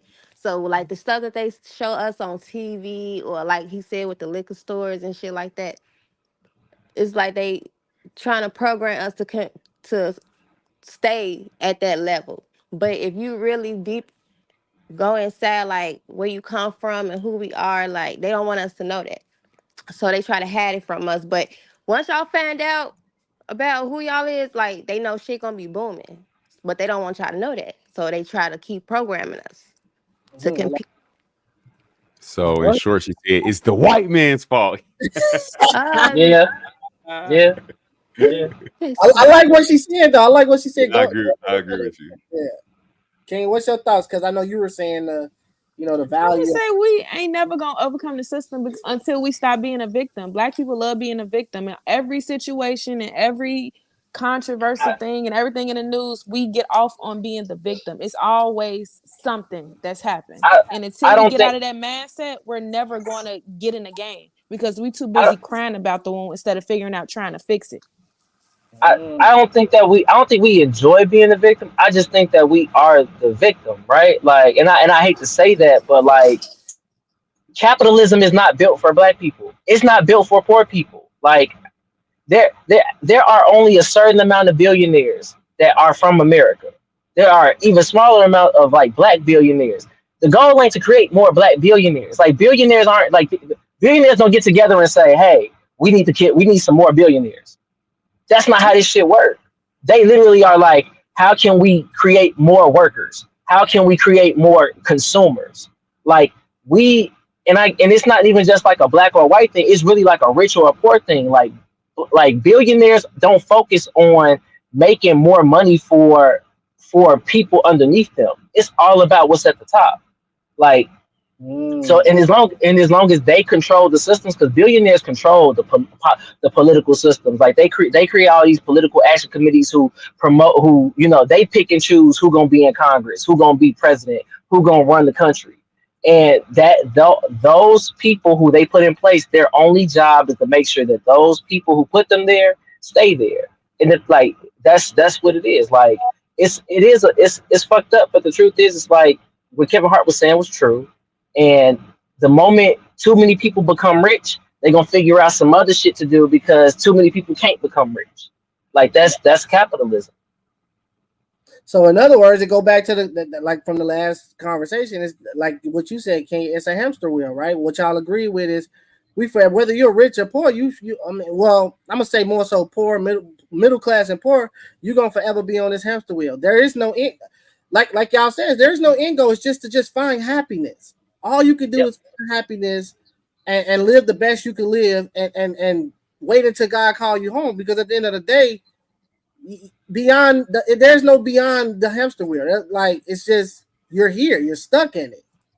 So there is beyond the hamster wheel. There's tons of people that aren't on the hamster wheel. I just feel like what does that look like? That's what I'm asking. So what does that look like then? If you're not on the hamster wheel, what does that look like? Just being free, financially free, being self-sufficient, being able to supply your basic needs yourself, and you don't need to be in the capitalistic system if you don't want to. Like you don't have to trade your time for money. So how do you get self-sufficient though? Like without money, right? You said money is everything that we need to survive. So how do you become self-sufficient where you able to even supply your own needs without money? If you buy a home, then you don't need to pay rent anymore. You got to pay a mortgage. If you buy your home, once your home's paid for, it's paid for. Your land's paid for, it's paid for. So if you pay for it, you don't need to pay for that anymore. If you can supply, you got to pay utilities. You still got to pay property tax, water. If you have a homestead, you would have to pay property taxes, yes, but that's pennies in a bucket, $1,000, $1,500 a year or some shit. Like you can do that, but I mean, I'm saying like food, water, utilities, all of that. You can literally supply yourself with all of those things, and it's not as difficult as we see it. That's actually really one of the things I strive to do, is be able to like have a homestead and not have to engage in the system if you don't want to. There's thousands of all these rich people, they can do that shit. They just don't have the desire to do it, and so they're just stuck in the system, because anytime you trade your time for money, you're never going to get enough money. Yeah, but I think that to say buying a homestead, and I get it, like to live off the grid is what you're saying, but like you got to be so.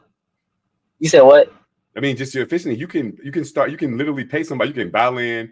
If your land can generate enough money to pay people to take care of your land, and you're able to benefit from that, like just having your own business, you can literally do all of those things, and you don't have to trade your time for money.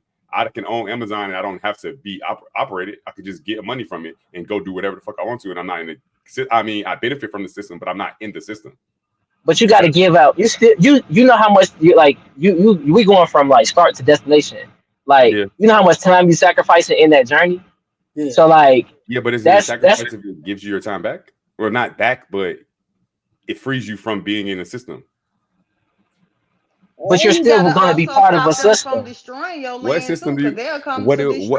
I mean, if you're able to take care of all of the needs that the government provides for you, so like utilities, protection, food, all of those things. If you're able to supply yourself with those things, you don't need the government to do that. Like you don't need to be in a system. You don't have to be part of the system. Yeah, you got to pay your property taxes because you're in the country and that you can't really get around. Yeah, that's what I'm saying. You still part of the system, bro. That's all I'm saying. Like you can't get like Jeff Bezos still part of the system. And when you said like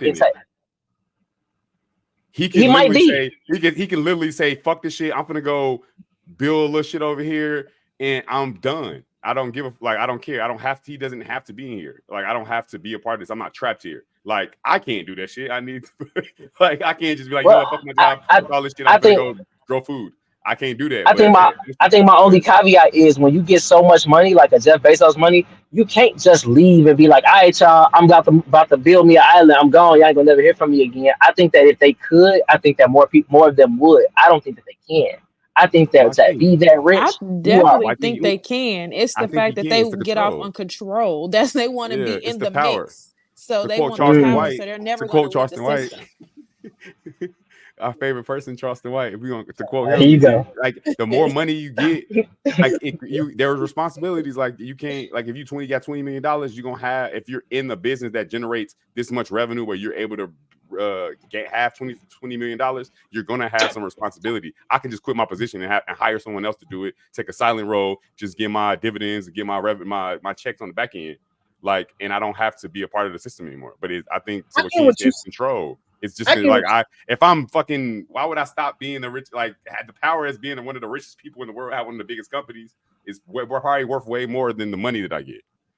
I get what you're saying. I kind of don't understand. I understand what P's saying too at the same time, because it's like outside of King is saying the control thing, because I do understand that part, but I get what I think that you got to be. I think you got to do some wild, fucked up shit to become a billionaire.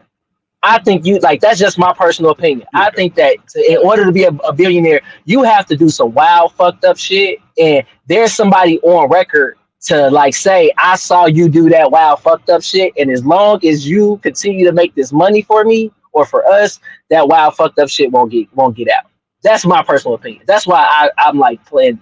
I'm kind of going against that. Like the Diddy shit, like absolutely, gang. Like the absolutely. record companies. Name me Go ahead. I got a question. I got one. Name me a billionaire you think is a good person. A good person? None. A good person. Yeah. Maybe Warren Buffett. Hell no. Hell no. You know them motherfuckers been raping Africa for 20 fucking years, G. That's what I'm talking Warren about. Buffett. Good person in what respect though? Good person. Good. Yeah, good person to their family. Good Warren, person to No. I mean, no wrong. All right. No. PSA, A good person in the fact. A good person in the fact. That's the PSA. That's the no, Joey. I'm going P. No. Because think about it like this. Like when I say a good person, I mean that your road to becoming a billionaire didn't come at the cost of somebody dying, somebody else suffering. That's what I'm saying. Warren Buffett, Bill Gates, all them niggas they got mines in Africa. Like imagine how many African people done died mining them mines for them minerals, for them natural resources. That's the shit I'm talking about. So if you can name me a billionaire you think is a good person, I want to hear that name because I don't believe it. I don't believe it. Because me either. Yeah, I'm sitting here thinking I'm thinking hard as hell over here. Yeah, like it's tough because business isn't predicated. Like business isn't predicated on like to grow a scale of business to that magnitude where you can be a billionaire. It's predicated on numbers. It's not predicated on people's emotions and how they feel. So yeah, I mean to your point, you can't be a good person and generate that much enough revenue to be a billionaire. What about Pritzker? I think Master P a billionaire. Master P. No, Master P not a billionaire. I think Master P. Nah, he not. And backed out of his I wealth. thought he was. What about Pritzker? And it's a lot of nice person? Who? Fuck no. He wasn't a billionaire. No, they're not billionaires. No. The governor, no, they're not. Their family. So as a whole, as a conglomerate, their family is a $1 billion family. He's not worth $1 billion. He just benefits from the name. I didn't hear it. JB Pritzker. He said JB Pritzker. Who is JB? The governor of. He's the governor of Illinois. Oh yeah, I don't think he's no billionaire. If he in Illinois, hell no, he ain't no good person. He probably is.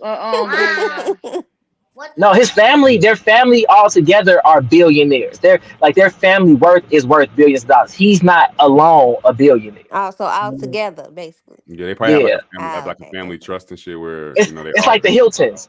It's like the Hiltons. No Hilton alone is a billionaire, but if you put all they shit together, then everybody money, yeah, that's $1 billion family. Oh, you know who I just thought about? Maybe Kim K. She a billionaire. Yeah. No, Kanye. I'm gonna say Kanye. Hey, Kanye, shout out. Yeah, you're right. You're right. Kanye a good person. That's my boy. Hey, I got a question. How many Asian kids y'all think it took to make them Yeezys? And how much you think them Asian kids got paid? And the amount of money that they were okay with that money though. So is it his fault because the work? Hey, all I said is to name me up because a good person would be like, we gotta pay them people they worth. We gotta pay them a livable wage. That's what I'm saying. It is a livable wage for them in their country. It's not a livable wage for us in this country. Nigga, for what? For them to eat rice every day? Come on, G, y'all fucking with me. They do that on a daily. You don't know what they eat. No. And the only people that really be you don't know what they eat every day. That's stereotypical. No, bro, because that's why dude from Enes Kanter, who used to play in the league, that's why he was going at LeBron all these years, because he's saying you are a Nike athlete and Nike has these sweatshops and these people are dying. He said the same thing about Adidas athletes. Like, we gotta call a spade, G. Like, just because they not out there literally telling these people you gotta work for 10 cents a day, don't mean that shit not happening. And because that shit is happening, somebody, you go to one of where them shoes is made and ask the motherfuckers, are they happy? That's all I'm saying. Like, I get what y'all saying because we want to think that a billionaire. They're not employed by Kanye West. They're not his damn employees. But he benefits from their labor. In America, that's the story, right? No, but they think they get paid with their worth. They're probably not happy with their job. Okay. All come from China, so we benefiting off the shit. So you think you a bad person? The shit you probably everything. Yeah, that iPhone you on, that shit built in No, okay.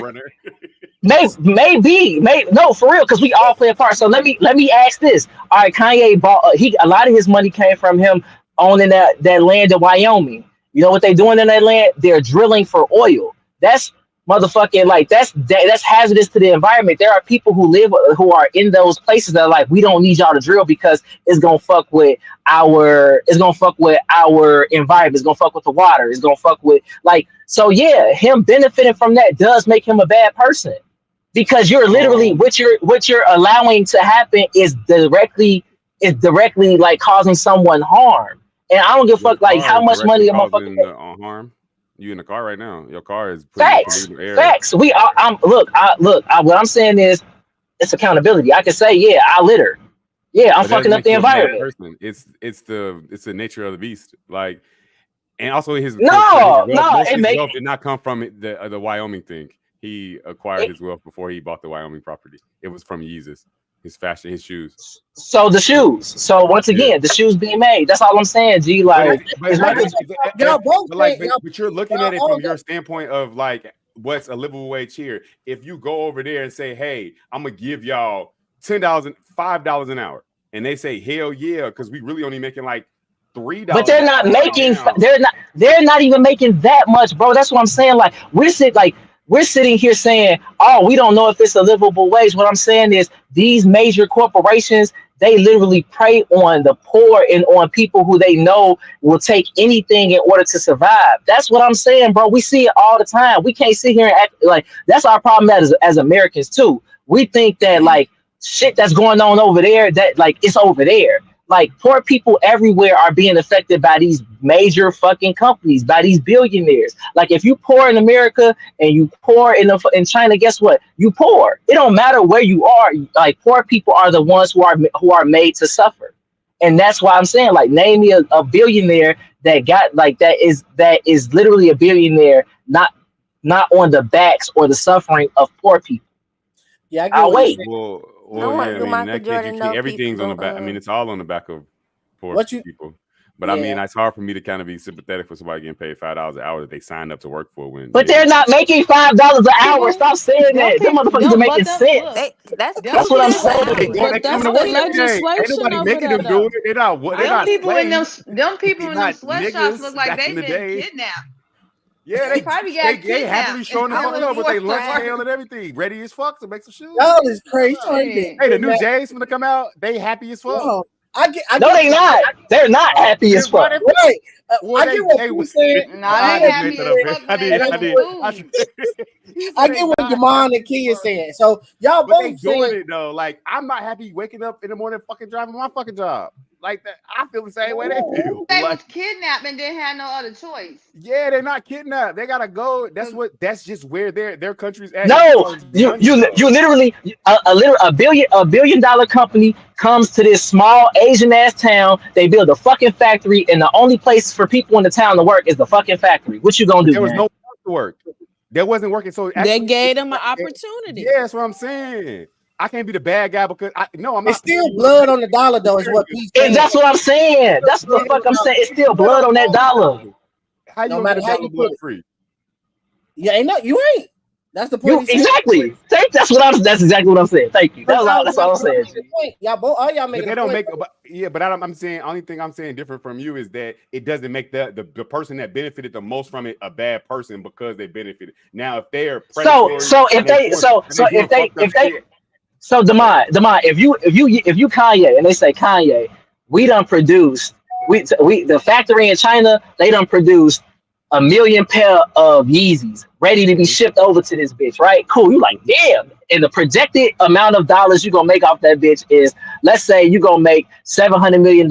Cool. And at the end of that, they say, oh, by the way, 150 workers died in the process of making these shoes. How you feel? The first thing is I'm not gonna be like, I don't want my 700 million because they died. That's the first thing I'm not gonna do. That's what I'm saying. Thank you. I appreciate that. But honestly, I'm gonna be like, okay, why they died? How can we improve this so we can't? I mean, that's not a sustainable business. 250 people got to die. And they're gonna say, in order for us to continue to produce at this rate and to continue to make this profit, so everybody's happy, we got to keep shit the same. I'm gonna say no. That's not cold-hearted, man. We're gonna have to. Yeah, I'm gonna say. I feel like you can. There's a way we might lose our profit. No, because but I'm not going. I'm not. Yeah, no, that's not a sustainable business. You got to kill 250 people. It's not enough people over there to sustain this profit margin. So I'm gonna say no. Business wise, I'm gonna say no. This is a bad business. Why? How can we stop killing people? Like, what do we need to do? Do I need to put $1 million worth of safety? No, because it's gonna be more than that. So they're gonna say, all right. So next time when we do another one, our profit margins are gonna be $550 million instead of $700 million. But instead of 250 people died, only 35 people died. You cool with that? You good with that margin? Hell no, you might. No, I'm gonna say the 250 people. I'm gonna say. But now you got board members. Now you got board members saying, what the fuck? Where's 700 million? Fuck them niggas. I mean, that's too much profit to lose for the amount of people you say. That's what I'm saying. That's what I'm saying. You cold-hearted. You and King. I'm just saying. Like that's not enough. That's not good enough. We gotta be more efficient in our adjustment. Like, say we're gonna take 200 million in profit to save 120 people. Is like, can we like? I'm sure we could do something. In so many words, you're saying they can die. They can die. No, but I'm saying we can use our money more effectively. How can we save the 150 people for like 200 million? Is crazy. I can do 35. How can we save $1 million to save more people? No, what you said is how can we use a certain amount of that 700 million to motherfucking decrease the number of 150 to 35, like he said. I feel like we can be more efficient. No, you can't have it both ways. You can't have it both ways. Be more efficient at saving people. 200 million for 120 lives is crazy. You can wow. Out there. I think they're gonna ransom out there that shit. That's way too much money, bro. That is not making sense. That math is not no. What I'm saying is because it might be that number of people who have died might be greater. We don't know. And what I'm saying, and you got to think about it, like it's not just pain. It's paying those people a better livable wage so they're not fucking exhausted and they're able to take care of themselves better. It's improving the facilities. It's improving some of the regulations. All of that shit costs money. So you think, hey, it might not cost that much. It really could. And the thing about, like I said, you got board members. It ain't just Jay making decisions. If Adidas say, nigga, we need that profit margin to be $700 million every fucking time, regardless of how you may feel, we don't care about those 250 people down. We don't give a fuck. How many of those 250 people are African or black people? They ain't. Hey man, IG, you got it, bro. But then at the same time, you forgetting how many of them are white? Kanye is a person. He's not the corporation. No. Yes, that's not on Kanye. That's on a but he's generating a high dollar for Adidas. So he's not just a face. They already said when that nigga left. No, wait, but I didn't say that he wasn't like. I'm saying he's more than a face, but I'm saying the infrastructure. That's why he's using Adidas. Adidas already had this shit in place. He ain't got no control over the situation of them factories and shit. He using the same factories Adidas been using. How the fuck you expect me to come in the picture and fix the shit? This shit been going on for years. I'm gonna make my money. So that make it okay. That's why he wanted. Why when I get my money, I gotta start caring about the people that died. Why the black man gotta fix it? Yeah, like why doesn't Adidas take care? Because that's what being a good person is.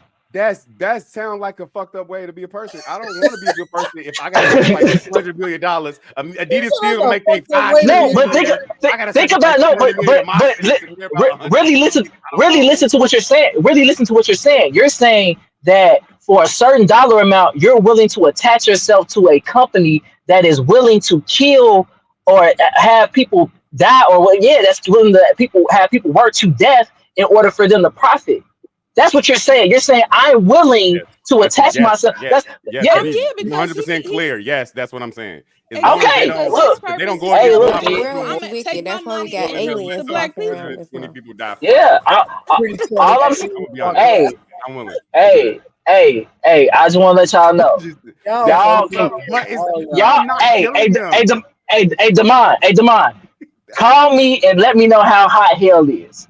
That's all I'm asking. That's all. Like, call me, gang. Yo, that gonna be that hot. You know why? We got champagne, ice. That's what. Yeah, you're gonna go a long way, man. No, I'm just bullshit. But no, also on a serious tip though, I can't like.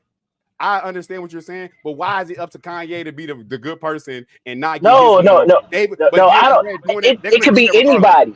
It could be anybody, and I get that y'all said it could be anybody. It don't have to be Kanye. What I'm saying is, you have to know. You have to know what you're attaching yourself to. You might not be literally committing the acts, but if they say, "Hey, yeah, by the way, before you sign this contract, we just need to let you know some of like the shit that's going on, like just so you know." Like, and they say, yeah, so this amount of people die in our factories every year, but like that's not really under your control. Like, we gonna figure that shit out. But yeah, we just want to let you know that. I'm pretty sure he took a tour. They gave him a tour in that sweatshop. They gave his ass a tour. That's what I'm saying. Like, let him see what the fuck was going on. Facts. That's why he wants them shoes to be. Your job came tomorrow and was like, we gonna give you a raise. We gonna give you $100,000 a year salary increase. Out the band, whatever. Then they all just talking and like, yeah, bro. Like, at the other spot, like 3 people died, bro. Just at work. They got worked too hard, they died. You gonna be like, you know what? I don't want my raise, I'm quitting. No, you not gonna fucking do that. You gonna be like, damn, that's fucked up. How can we fix that? We gonna try to figure this out. But you not gonna be like, no. I don't want that money though. It's flawed in all. It's not. I mean, it depends. I mean, people is dying for everything. Like, people die. I mean, not just using people death. Companies do fucked up shit for everything. The fucking water you drink, the car you buy, like the phone you talk on, like everything. That's true. That's true. They had Chick-fil-A. They don't like niggas. That's true. That's true. You gonna get waffle fries? None of that shit. A spicy, a number 7, spicy deluxe. None of that shit is over with. No Chick-fil-A, bro. that lemonade good as hell. So yeah, you're right. Like we pick. They got the hospital ice and everything. For sure. Black Arnold's. That's what crazy, man. He right though. We pick and choose like where we put our value. That's it. Like I'm only playing devil's advocate. Like, gee, I might take that $700 million too. Gee, I ain't gonna lie to you. All I'm saying is, we have to really look at ourselves. Like we justify so much shit. It is in hell too. Hey, look. He don't have lemonade though, so he ain't gonna be that high. We got coping mechanisms. Shit. Lemonade. I get what y'all saying. I heard the strippers down there might be busting. Who knows? We go. I get what you're saying. I just feel like a lot of times we are like, as Black people, period, like we always have to kind of take the more. We do try to find a more way out, and we miss out on the money. And it's like, you're doing this anyway. They're gonna get it. You know what? In your face. But you know what happens. And he gonna still do it, and he gonna get rich. You know what happens though, Damon. You know what happens, Damon. And this is why I truly believe. I really feel like that gets put on Black people because I feel like, truthfully, we are the people closest to God. So because of that, we do have to take on a little bit more responsibility. And I feel like we fuck up when we try to be more like the people that we see out here doing better than us. And that takes us away from like our moral compass. Like, we literally saying a certain amount of people could die if I'm making this amount of money. But like the godly thing to do is like, yo, G, like no amount of money is worth any life.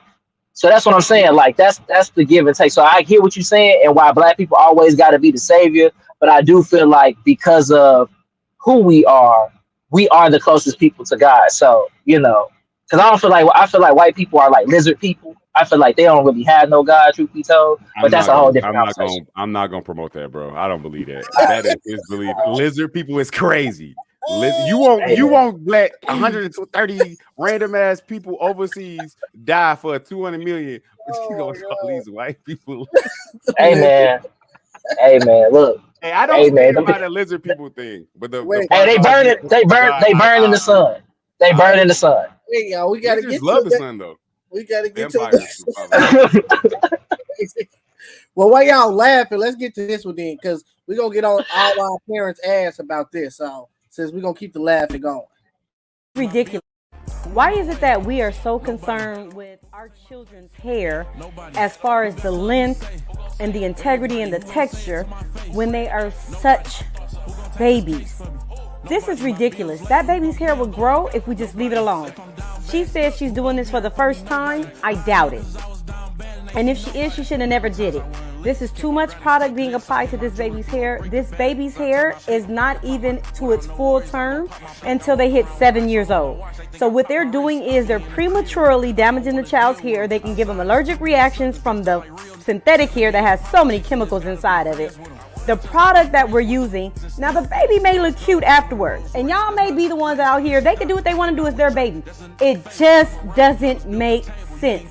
This isn't going to grow the baby's hair. The baby's hair is going to be grown when you just leave it alone. Hair growth is 1/2 inch a month, 6 inches in a year.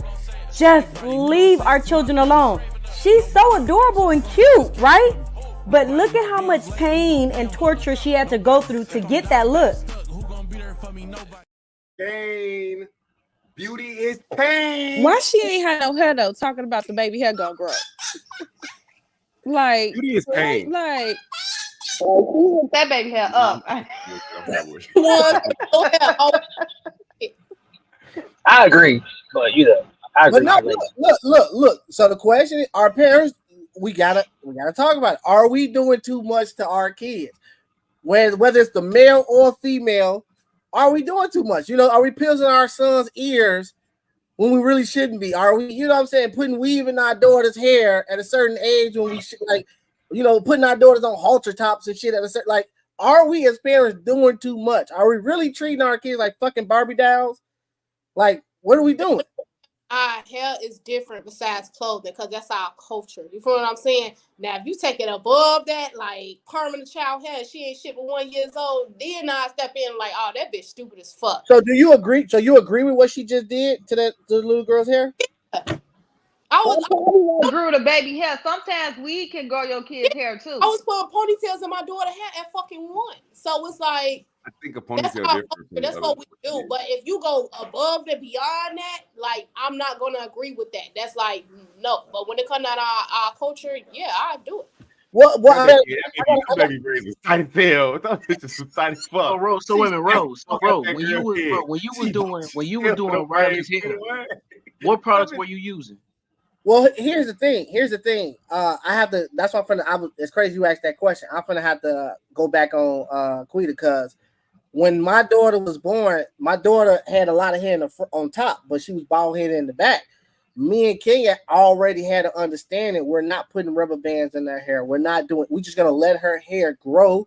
We'll fucking design it with a comb and a brush the best way we can, but we're gonna naturally let her hair grow and fill in.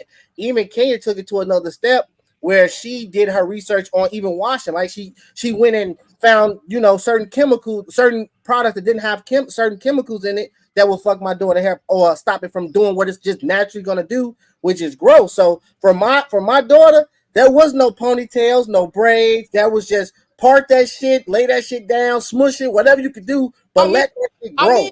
Yeah, because a baby weakest hair strength back in their head. So of course I'm not gonna put no ponytails if my baby bald in the back. I'm gonna grease it up, let it grow. And then the products, you got to use good products for baby's hair, that non-alcoholic products.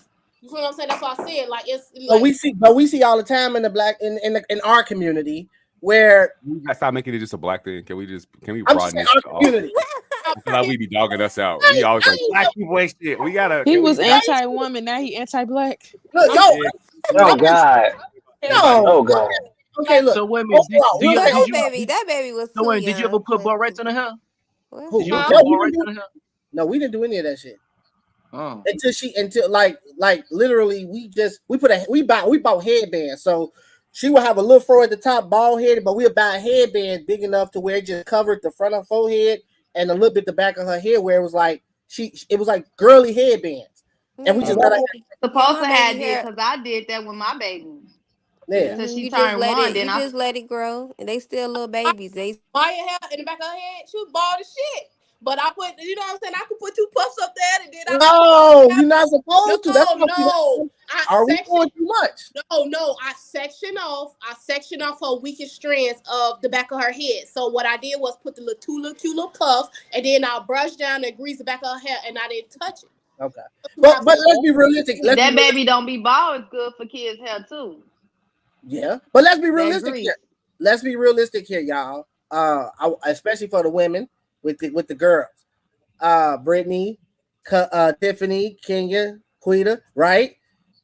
We've seen, I know y'all have seen, whether it be family members, whatever, y'all have seen women put these tight ass rubber bands in these little girl baby heads, trying to talking about that if they gotta pull a scalp to make their shit grow.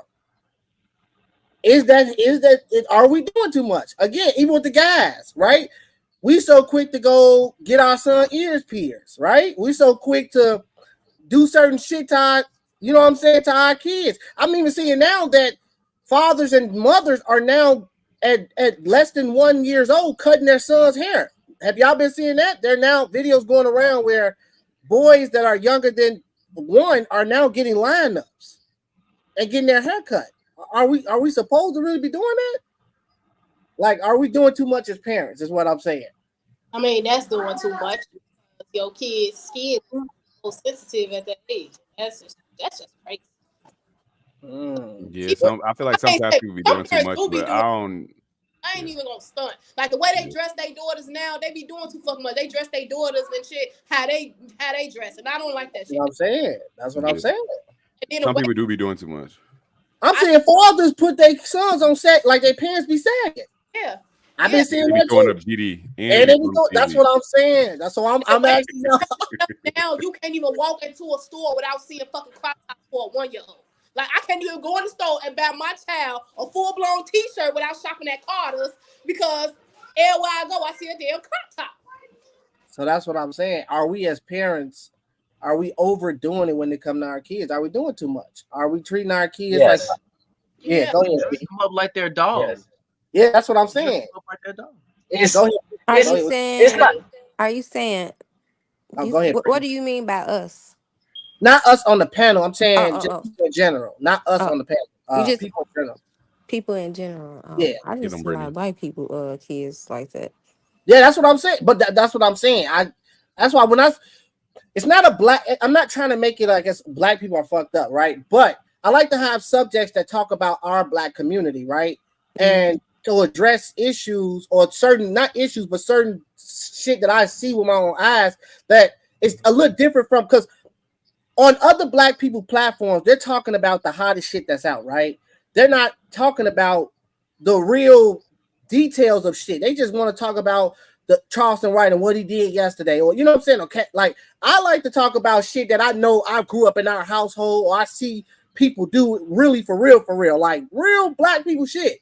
So that's why I always address it in whereas I'm saying us black folks, like you know what I'm saying? Because all these other platforms, they want to talk about all the hottest topics. We could do that, and I will do that, but I want to talk about shit that I see on a lower level, or just that's not the hottest thing, but it's really happening all over the place. So when we talk about how we raising our kids, or how we see other kids being raised, because you don't have to have kids to not see it. You can still see it. So I'm simply saying, even when you see it, or whether you have kids, are we as parents in our community doing too much when it comes to our kids? Are we treating them like Barbie dolls? Are we overly dressing them? Or, you know, like, I mean, not overly, but are we not sexualizing them? I agree. You played a video last year about that, like the dude was saying how in the Western Hemisphere we like sexualize our kids way too young, and like I think overall like we do sometimes do a little too much. No, we do a lot of too much. But it depends on the raising who their parents are. Some of their mamas be on perks and shit. So they just don't know, just be misguided. It's fucked up to say that, but I feel sorry for the kids, but you never know what situation their parents may know where they come from. So shit. It's a lot of people that don't have common sense or a lot of Go ahead. Let me read the comment. The comment Yeah. said, hey, ask that dude, do he have any kids first? Second, ask him, do he know how I feel to have a kid and have dreams for your kid when they're born and you want to fulfill your dreams? Can you ask him that? So I'm guessing that's you because you was the last person talking. Who? Me? You was the I think it was Terrell Mill because he was the last one talking. I mean, when they came up. Yeah, I got kids, right? But I know our kids. You got dreams for our kids. Our kids got dreams. But again, even when you talk about that, okay, when you talk about your kids having dreams or you got dreams for your kids, do we overdo it then, right? When we talk about putting our kid in gymnastics, and are we overly pushing them to be great in something that we wish we were great in? Are we over pushing our kids to be great in basketball because we wanted to be great in basketball, but we didn't make it to be great in basketball? So now we're going to put this pressure on our child. I think go ahead. I think certain parents are doing that. What you're saying, they are, because they feel like their life is fucking over with. So now they got to drill it inside their kids' mind to be that they wasn't. It's like, but what's pushing them too hard? Maybe as a parent, they wish somebody would have pushed them harder, like hard in this, and they. No, but what we say hard is if your child, like he said, I sound dumb. He said you sound dumb. He sound contradictory. Dang. He know what he's talking about. That's my dad. Look, look, he can't do that to you. Hey, check it out, Pops. Listen, first of all, Pops, I know what I'm talking about. Second of all, what I'm saying is, if your child is playing, your child start off loving basketball, but you're pushing them to the extreme to where they don't even find it fun no more, but you steady saying, no, you gonna do this shit. Is that not overly pushing? Because what if they just look at it as having fun? I just want to have fun. I don't care about making it to the NBA or all that. I just like to have fun playing it and kicking it with my boys. But if you sit and say, no, we got to get to the NBA. We got to get to the NBA. And you knocking the fun out of it. Is that not overly pushing it? Again, if you go get your... I think the kid don't want and not having fun no more. And that's what I'm saying. And not only that, but it's also, I agree with you, bro, because it's like, as a parent, why are you doing that? You doing that so you ain't got to take care of your kid after a certain amount of time. So it's like, your goal is, I'm going to get my kid to the league, or I'm going to get my kid to be successful. So not only is he going to be able to take care of himself, they're going to be able to take care of me. Like, I forgot, I don't know if it was here, but where I saw it, but it was like, Black people are the only people who expect their kids to go back.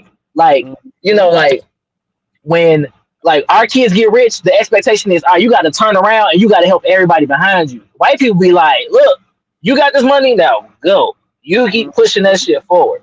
And I think that when it comes to how we are with our kids specifically, we do too much. Like, I feel like people in our generation, we do everything. A lot of our shit is based in trauma. If you was one of them kids that didn't have a lot of shit in school, and people talked about you and you got heated in class, and now you an adult and you got kids, you don't want your kids to go through that shit. So you're going to give them everything. You're going to make sure your kids fresh as hell. Or even if you did have shit in school, you saw how the kids who didn't have shit were treated. So you're like, I'm going to give my kids everything. And then a lot of our... Go ahead. I'm sorry to cut you off. Go ahead. No, go ahead, Brittany. No, you got it. But what about Billy parents that want him to take over the $100,000 company? Or what about Shaheem being a doctor, his father or mother forcing him to be a doctor or go be a brain surgeon? Like, they have their things too. Yeah, they do. I agree. Real quick, Brittany, Shaheem, is he Nigerian? Well, look. I was trying to get a grasp yeah. Shaheem was real quick. Indian. Indian. There's nothing wrong with pushing. I was wondering, the mind funny as hell, because I was wondering who he was too. I was like, Shaheem, is that Nigerian? His name Shaheem, but his real name like. But I don't think it's nothing wrong with pushing if the intent is for them to take care of you at the end of it. I think that's fucked up. But if you're trying to give your kid a better life, like, hey, I want you to be a doctor. Like you said, I want you to be a doctor. I'm gonna push you to be a doctor. I want you to be whatever. I think you trying to push them to do something and be good that they're good at and be successful with it. I don't necessarily think it's too much or is wrong. But what if your kid want a skateboard? And you like, nah, nigga, you gonna be a fucking doctor. Or be a unicorn, because you know it's kids. Yeah, I mean, it's two sides to that. It's like, yeah, I want you to do what you can go and fucking skateboard after work. Okay, but I also after you become a surgeon. But like, I want to give you I feel like you're just trying to give them a tangible thing to be successful when you're not here. If you're just like, if you got basketball dreams and you're trying to make your son go to the NBA because you want to go to the NBA and you want to benefit and live like vicariously through him, then yeah, you bogus. But like, pushing, I feel like sometimes we don't push our kids enough. We tell them that, oh, you don't got to go to college. Oh, you don't got to do this, when it's like, no, go do this. You might not end up doing this, but pushing to accomplish something gonna teach you the work habits and the work ethic to be able to do whatever you want to do when you figure it out.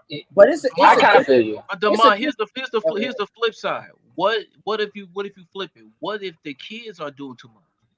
What if the kids want to do exactly what their parents are doing? No, parents don't really want that a lot of times. Like, I mean, speaking for the black community, for black people, a lot of times our parents are in that situation where they want their kids to like have the same life they had. They're not giving them the keys to a $100 million company. They work at a factory. And I don't want you to fucking work at this factory. It fucking sucks. Like, I hate wake up every morning going to this shit. I don't want that for you. So yeah, I'm gonna push you to not do this. Fuck no, it looks cool because I'm your dad, or you know what I'm saying. And you look up to me, but it's not really cool when you actually have to do this shit as a grown ass man. It sucks. So go be a doctor so you don't got to do this shit, or a lawyer, or some other shit that makes sense. Okay, go ahead, Kay. I think parents, they like to be the parent that they would have wanted instead of the parent that they needed.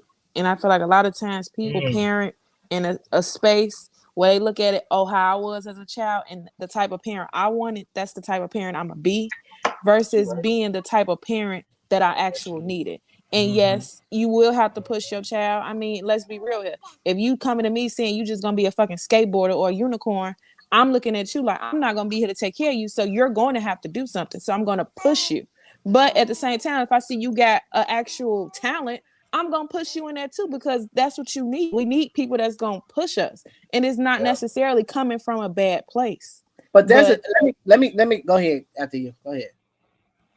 Let me. We gotta clarify this.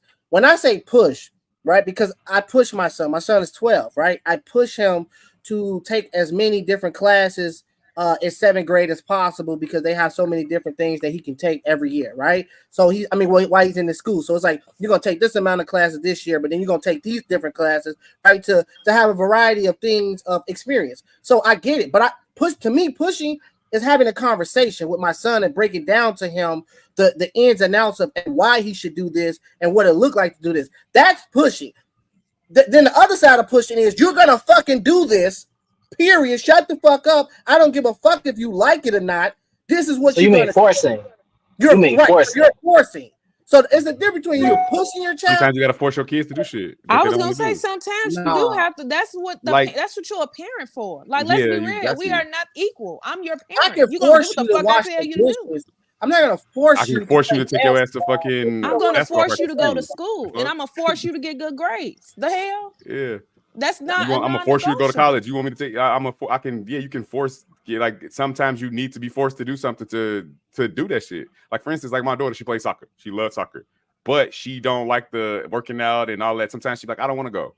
I don't want to do this. And it's, I don't want to do this no more. And it's like, all right, well, you can quit at the end of the season, but you agreed to do this shit for this long, so you're gonna have to do it until your season over because you are committed. So at some point, you are forcing them to do it.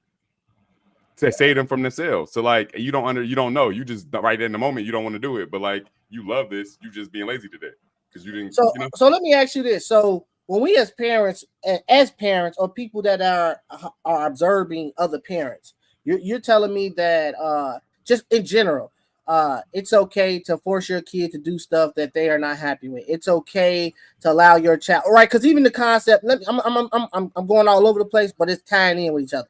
Even the concept of your 16-year-old smoking weed, right? Is that okay? All of these things is this okay, right? Because we say, oh, that's what 16-year-olds do. Is it okay because that's what parents do, go get their kids ears pierced at fucking 2 months or whatever, like, or they put weed, like, is all of this okay is what I'm saying. Overall, that goes back to that question. Are we, like, what are we doing? Are we doing too much? Are we not doing it? Like, You know what I'm saying? I feel like anything that's gonna negatively impact your child, you shouldn't be forcing them to do. Like, come on here, at the parent, you should be doing anything in the best interest of your child. If anything is gonna come like at a detriment, then you shouldn't be forcing them to doing that. But it's knowing what's good for your child and what ain't. And I'm not gonna sit here and say, even with the video about the little girl having weave in her head, I personally don't believe in that. But if that's your child, that's what you feel is best, that's what you know, and go for it. Who the fuck am I to tell you how to do your child hair?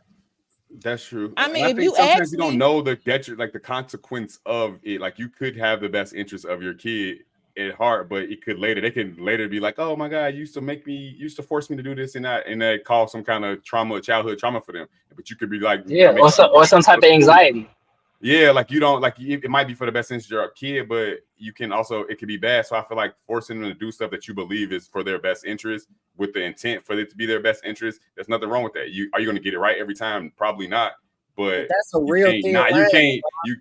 I mean, it's a thin line, but there's probably things that your parents did to you that you was like, that was crazy. I don't know why they did that.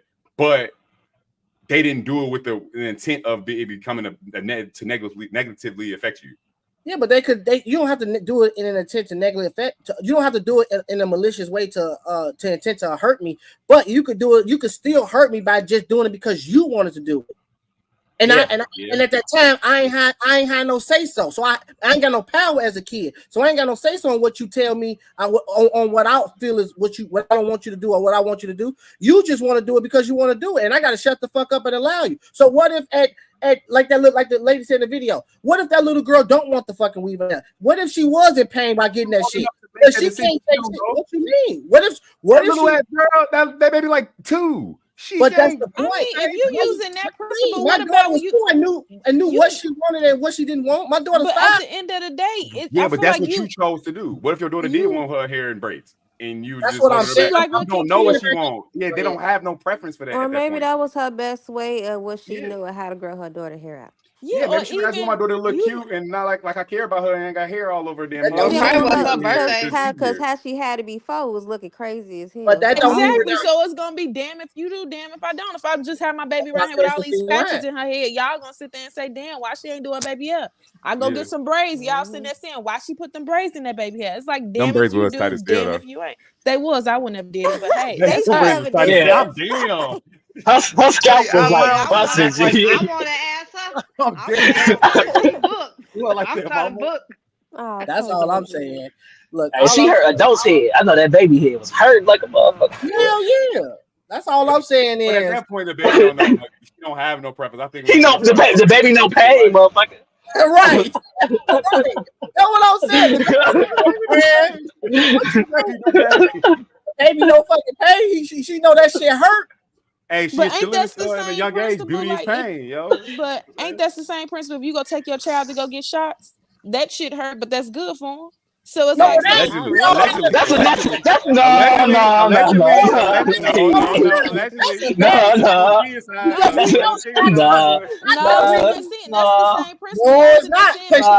not beneficial for these shots. How you know it's not beneficial? They didn't give us the experience to it. Because the white man told you it was safe for you. No, whistleblowers. Measles, hair braid. That's true, Kenya, because them shots are not good for our kids, and we go get them. Come on now, it's been plenty of time. What you mean? A lot of people have said that getting them shots has caused a lot that fucked up shit to us. Yeah, but if a parent but we do it though. Get their kids the vaccine well, we shot, still do it. Yeah, so that means they can't get in school. My point. What I'm simply saying is, we're as parents, where do we draw the line, or when do we figure out what is too much or what is too little when it comes to our kids? Because a lot of times we could be doing stuff, yes, with not intent to hurt our kids, but doesn't mean that it still don't hurt them. It don't mean that it don't hurt them. You gotta do what you think is best, and then deal with the rest when it comes. Unless you go. Ain't no parent gonna get it right. Ain't no parent out here. You gonna fuck up. Like you gonna do some good shit. You gonna do some bad shit. It's just your book on how to be a good parent. Yeah, your goal is to traumatize your kid as least as possible. That don't mean it's gonna be zero. Fact. Right. It ain't gonna be zero, but you just try to reduce the trauma as much as fucking possible. That's it. Okay, I feel you on that. I feel you on that. So look, I'm on some controversy right now. I'm on some messy shit. So since your pops was in the chat, right? And I hope he's still in the damn chat, pops. Did you have some trauma? DeMar, did your pops cause trauma on you? I mean, I'm sure. He stuff that you didn't like. Wait a minute, your daddy was in the chat? My daddy was. That you didn't want to eat. He throwing shots. His ass was lying. He said his ass sound dumb as hell. So he throwing shots right there. How brash he is. I'm definitely that way. That's probably like bad. Did he make you? Ain't answer the question. Did pops make you eat vegetables you ain't want to eat? Did he make you do stuff you ain't want to do? Are you traumatized? Hell, no, I'm not traumatized. It built character. Like he definitely was like, "Hey, you gonna eat this? You gotta stay at the table till you eat your food." You probably traumatized somewhere, bro. He definitely traumatized. Yeah, I know. I'm sure he definitely ate my fucking vegetables, but it wasn't him trying to be mean. He nigga wanted me to grow, be big and strong. You feel me? No, I'm not talking about the vegetables. I'm just talking about in general. Somewhere you traumatized. I mean, I'm sure of it. Like I'm sure of it, but like nothing that I would be like, "Oh, this is because of my deity." Like I ain't out here cheating on women and blaming my mama for not loving me and shit. Like, I'm sure there's some trauma, but like nothing that even the stuff he used to do sometimes we talking about, I'm like, that was crazy.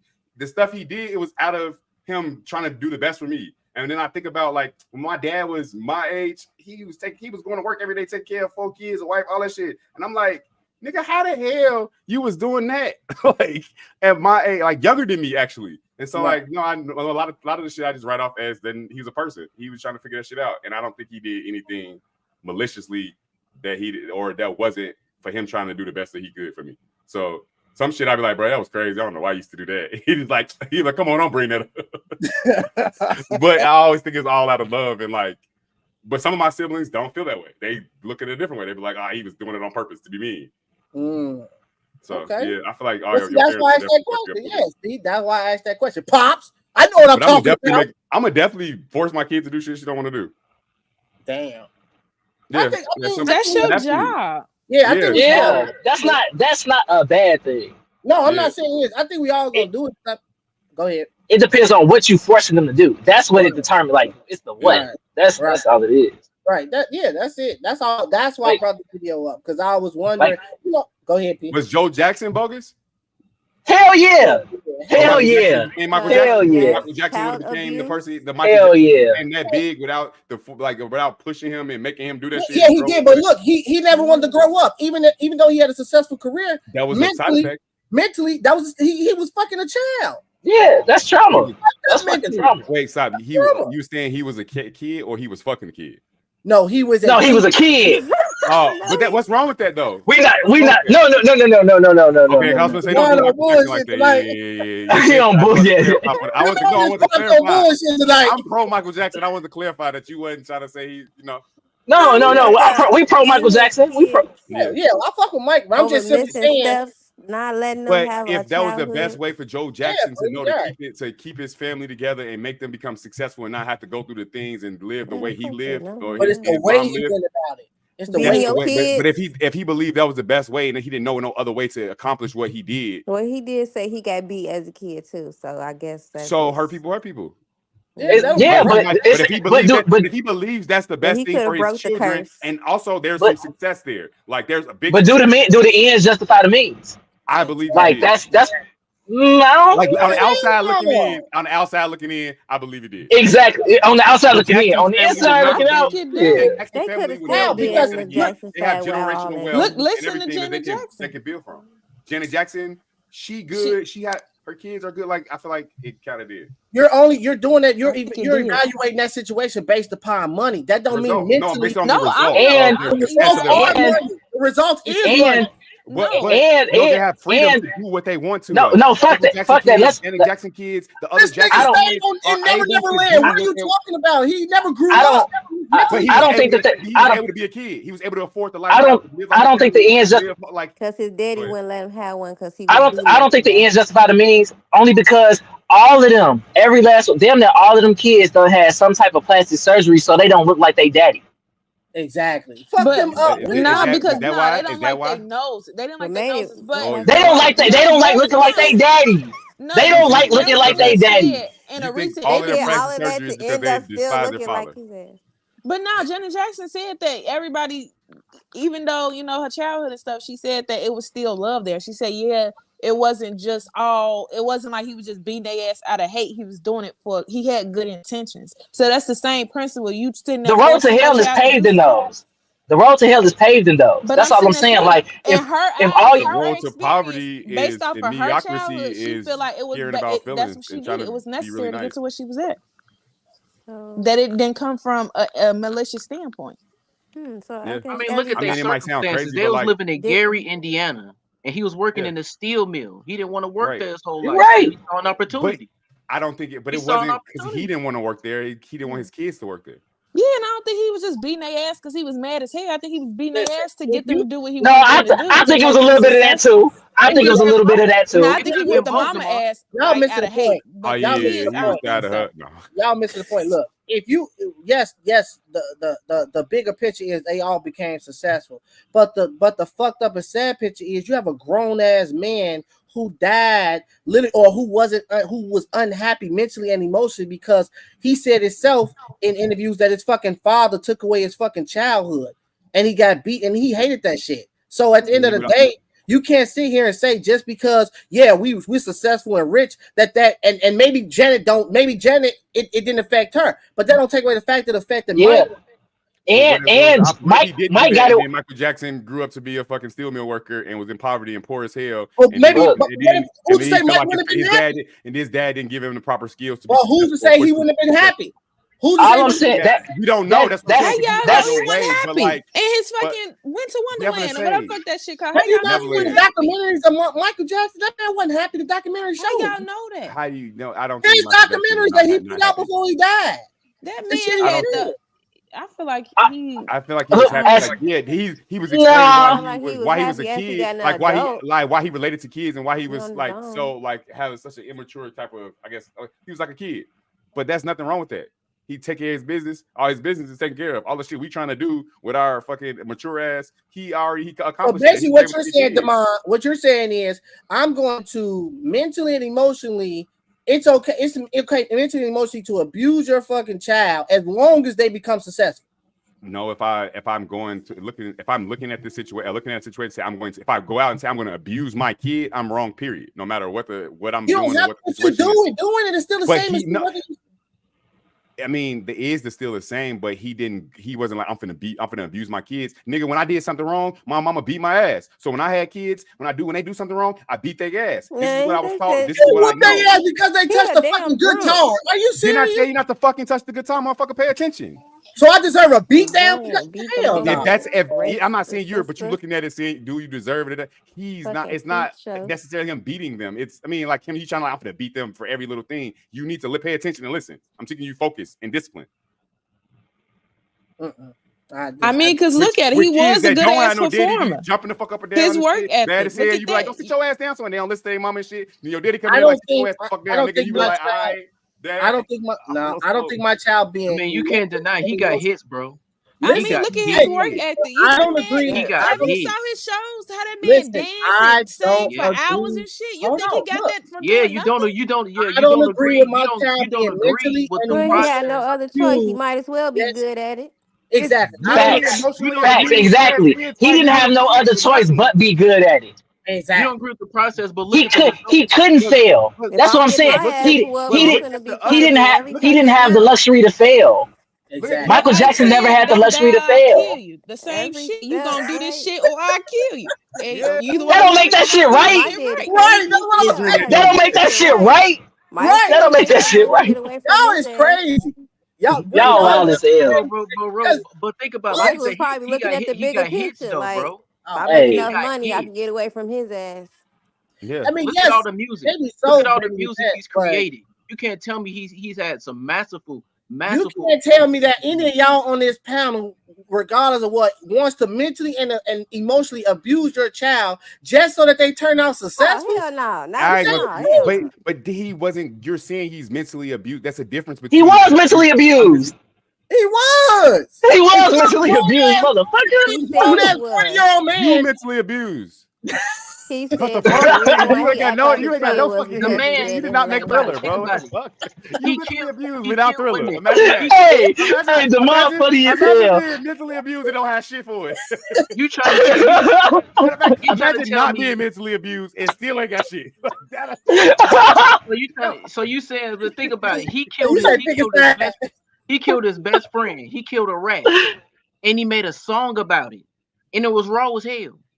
He killed a rat. He was his best friend, and he made a song about it, and everybody liked that song. That's what his daddy told him he had. You, Demond, and King are sick. Y'all are sick. Tell me you like that song. He was sad about it. That's why he wrote the song. His daddy made him kill that rat. Talking about it was nasty. That shit is nasty. Your kid bring a motherfucking rat in the house. You don't get that motherfucking rat out my motherfucker. Well, if I was able to go outside and have some fucking friends, I wouldn't have made the rat my friend. You didn't allow me to go outside. You got friends. All Jermaine, Janet, all them motherfuckers. Hey. But he made a song out of it. And we saw that house. And we that house literally. Look, we saw that house. The Jacksons moved into the rat's house, not the other way around.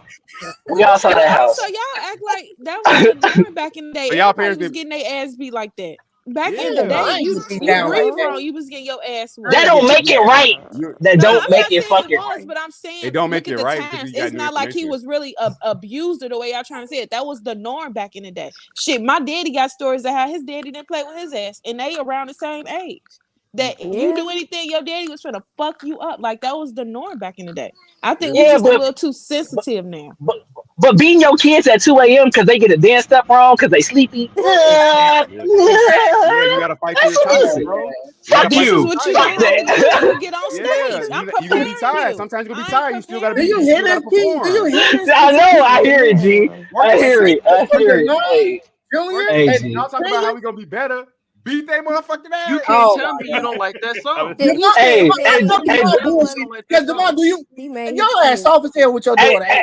Hey, Demond, if your daughter become a Major League Soccer player, I'm looking at you sideways. Like, how'd she get there? What you do, nigga? Right, exactly. No, on a serious note, when she was younger, yeah, she had got whoopings before, yeah. But at this point, like I don't like literally. When I say something, But she you just ain't do it. beating She'll look your at me, child, though. and she be like, all right, yeah. So I'm like, I know, I've found better ways than beating my kid. That's all I'm saying. That's what I'm saying. But that's because of the information I have now. I'm able to look back and I'm able to see people who didn't do that and hear how my daddy tell his stories, or how my daddy be like, damn, I ain't want to fuck you up, but yo, I didn't know what else to do. You was getting on my fucking nerves. I told you not to fucking, tell you not to go outside. I'm at work. I told y'all last not to go outside. Now I get calls about some y'all outside down the street around the corner. When I get home, I'm fucking you up. Oh, did he want to do that shit? Hell no. If you think about it like this, let's say he wasn't pushed the way he was pushed. Does a person of his stature still be exactly who he is? Will he be the Michael Jackson that he was if he wasn't pushed in that manner? Look, I don't even think he. Listen to me. But why does that matter? Why does that matter?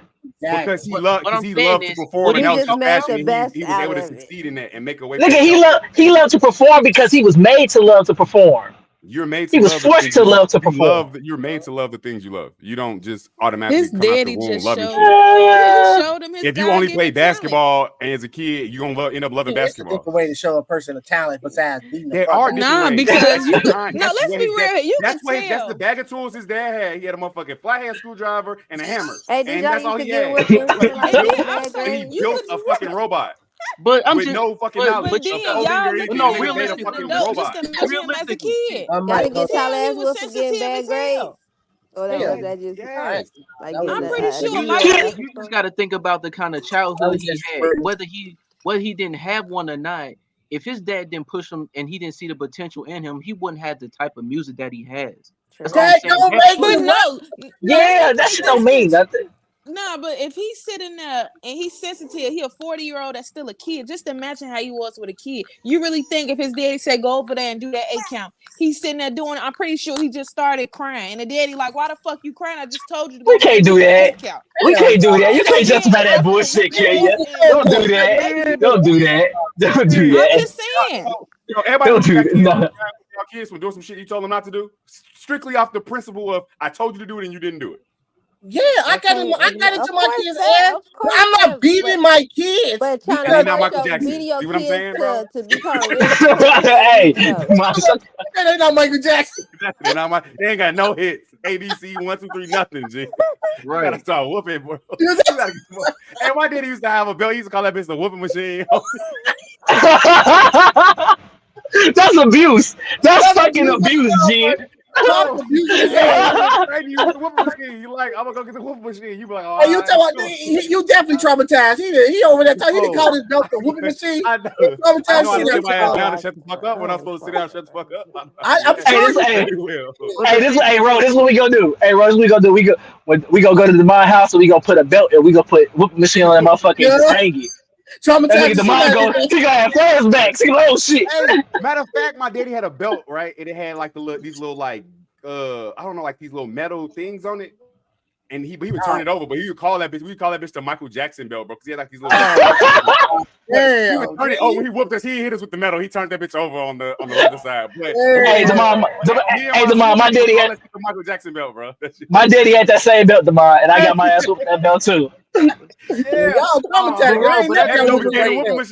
thing, bro. At the end of the day, success comes with a price, bro.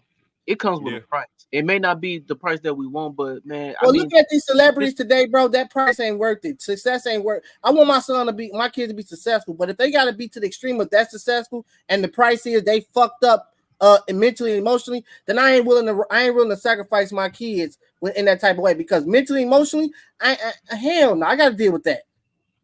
My kids can't function in the world because they're successful. They the top artists in the world, but mentally, emotionally, they fucked up. They can't strive in the world. They awkward as hell. I'm not gonna sacrifice my kids mentally, emotionally, just so they could be successful to that extent. Yes, I would love for my children to be successful to that extent if they want, if it's meant for them to get that. But I'm okay with my child being a successful teacher. I'm okay with my child being a successful dentist.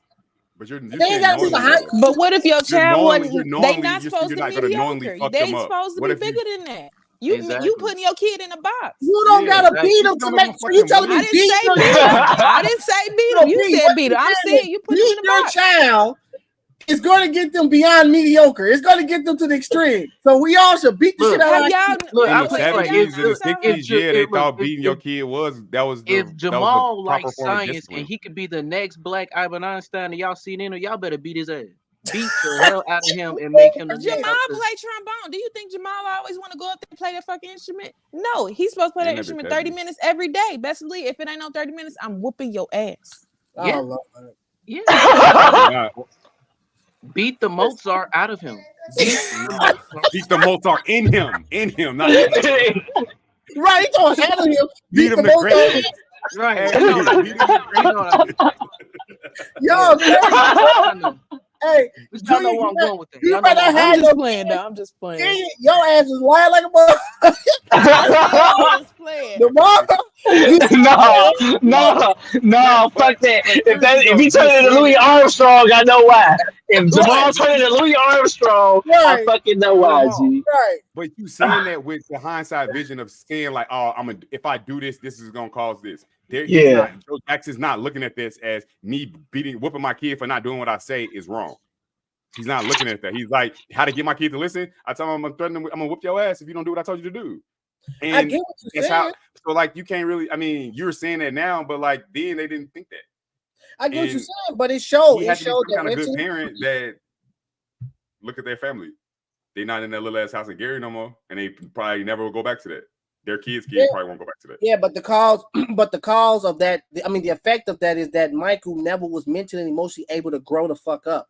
That's not true. Their story, that's what we think. That's the narrative here. People talk about Michael Jackson. That nigga's an adult. He can have conversation. That nigga is smart as a motherfucker. He bought all the masters on the Beatles masters. This nigga not stupid. Said that. Yeah, but that's what I'm saying. Like, when we talking about emotional wise, he was awkward, emotionally unavailable. He didn't want to be in front of right people. now, bro. My dad didn't do that. He never left my lot land. That's the problem now. That's why these kids fucked up. You motherfuckers too soft. Y'all act like disciplining your child is a problem. That's why everybody said you whoop your child one time, you abusing him. You sit there and you yell at your child, you mentally abusing him. Motherfucker, it's like, come on now, where we gonna draw the line? Now I ain't saying beat the shit out of your kid, but how do you supposed to discipline your child then? What's the way? Shit I won't do right now because I be thinking in the back of my head. Yeah, my daddy gonna fuck me up. Exactly. It had a good reason. Now these kids bad as hell. Don't listen to nobody. They should just go back to the old school way. Shit. Whooping ass. Just whoop their ass. Cause my bro, if you see the potential, you see the greatness, just nurture it, bro. That's all I'm saying. You don't gotta just nurture it. It's a lot of niggas in prison who got their ass whooped. It's a lot of niggas in prison who didn't get their ass whooped. It's a lot of No, it's a lot of niggas in prison who got their ass whooped. Good ass whoopings. You gotta just nurture. That shit still ain't work. That's true. You gotta nurture. Ass whoopings is not always. But they're more likely not to go to jail, and studies have shown this. If they did beat their ass. I plead the fifth. No, studies show that 2-parent households is the reason. Facts. Fucking facts. I'm gonna send it to you. This white lady did a TED talk, and she said specifically, she said it's more likely, even in a 2-parent, like she said, it's more likely for children if they grew up without a father to end up in jail, whether if they had their mom and their dad, or if they just had their dad and didn't have their mom. Because the dad is generally the person that teaches them. I don't know, because I don't know too many single fathers out here to know that shit is true when it comes to boys or kids in general. I know one. Oh, boys, I don't got no boys, but I'm pretty sure you have to fuck them up. Cause I was wild. I was doing dumb ass. I was just doing dumb, stupid ass. Like some shit. I'm like, why the fuck I do that? Like, what made me just wake up? Like, you know what? I'm just gonna set some firecrackers off in the house. Like, what the fuck? But then in that case, I see why Pops got. Yeah. I look back. I'm like, damn, Brooke did that shit up. Nah, whoop my ass, bro. What the fuck? Damn. Like I used to, and it was I had my little brother, my cousin doing that shit too. Damn. See, I don't know, man. I'm raising my kids different. My kids ain't doing that type of shit. Like, right? I don't have to worry about my kids playing with fire. My daughter do kids shit, but it's not to the extreme that we used to do. It's not. I don't have to worry about my son playing with fucking lighters and matches and doing that extreme dumbass shit, right?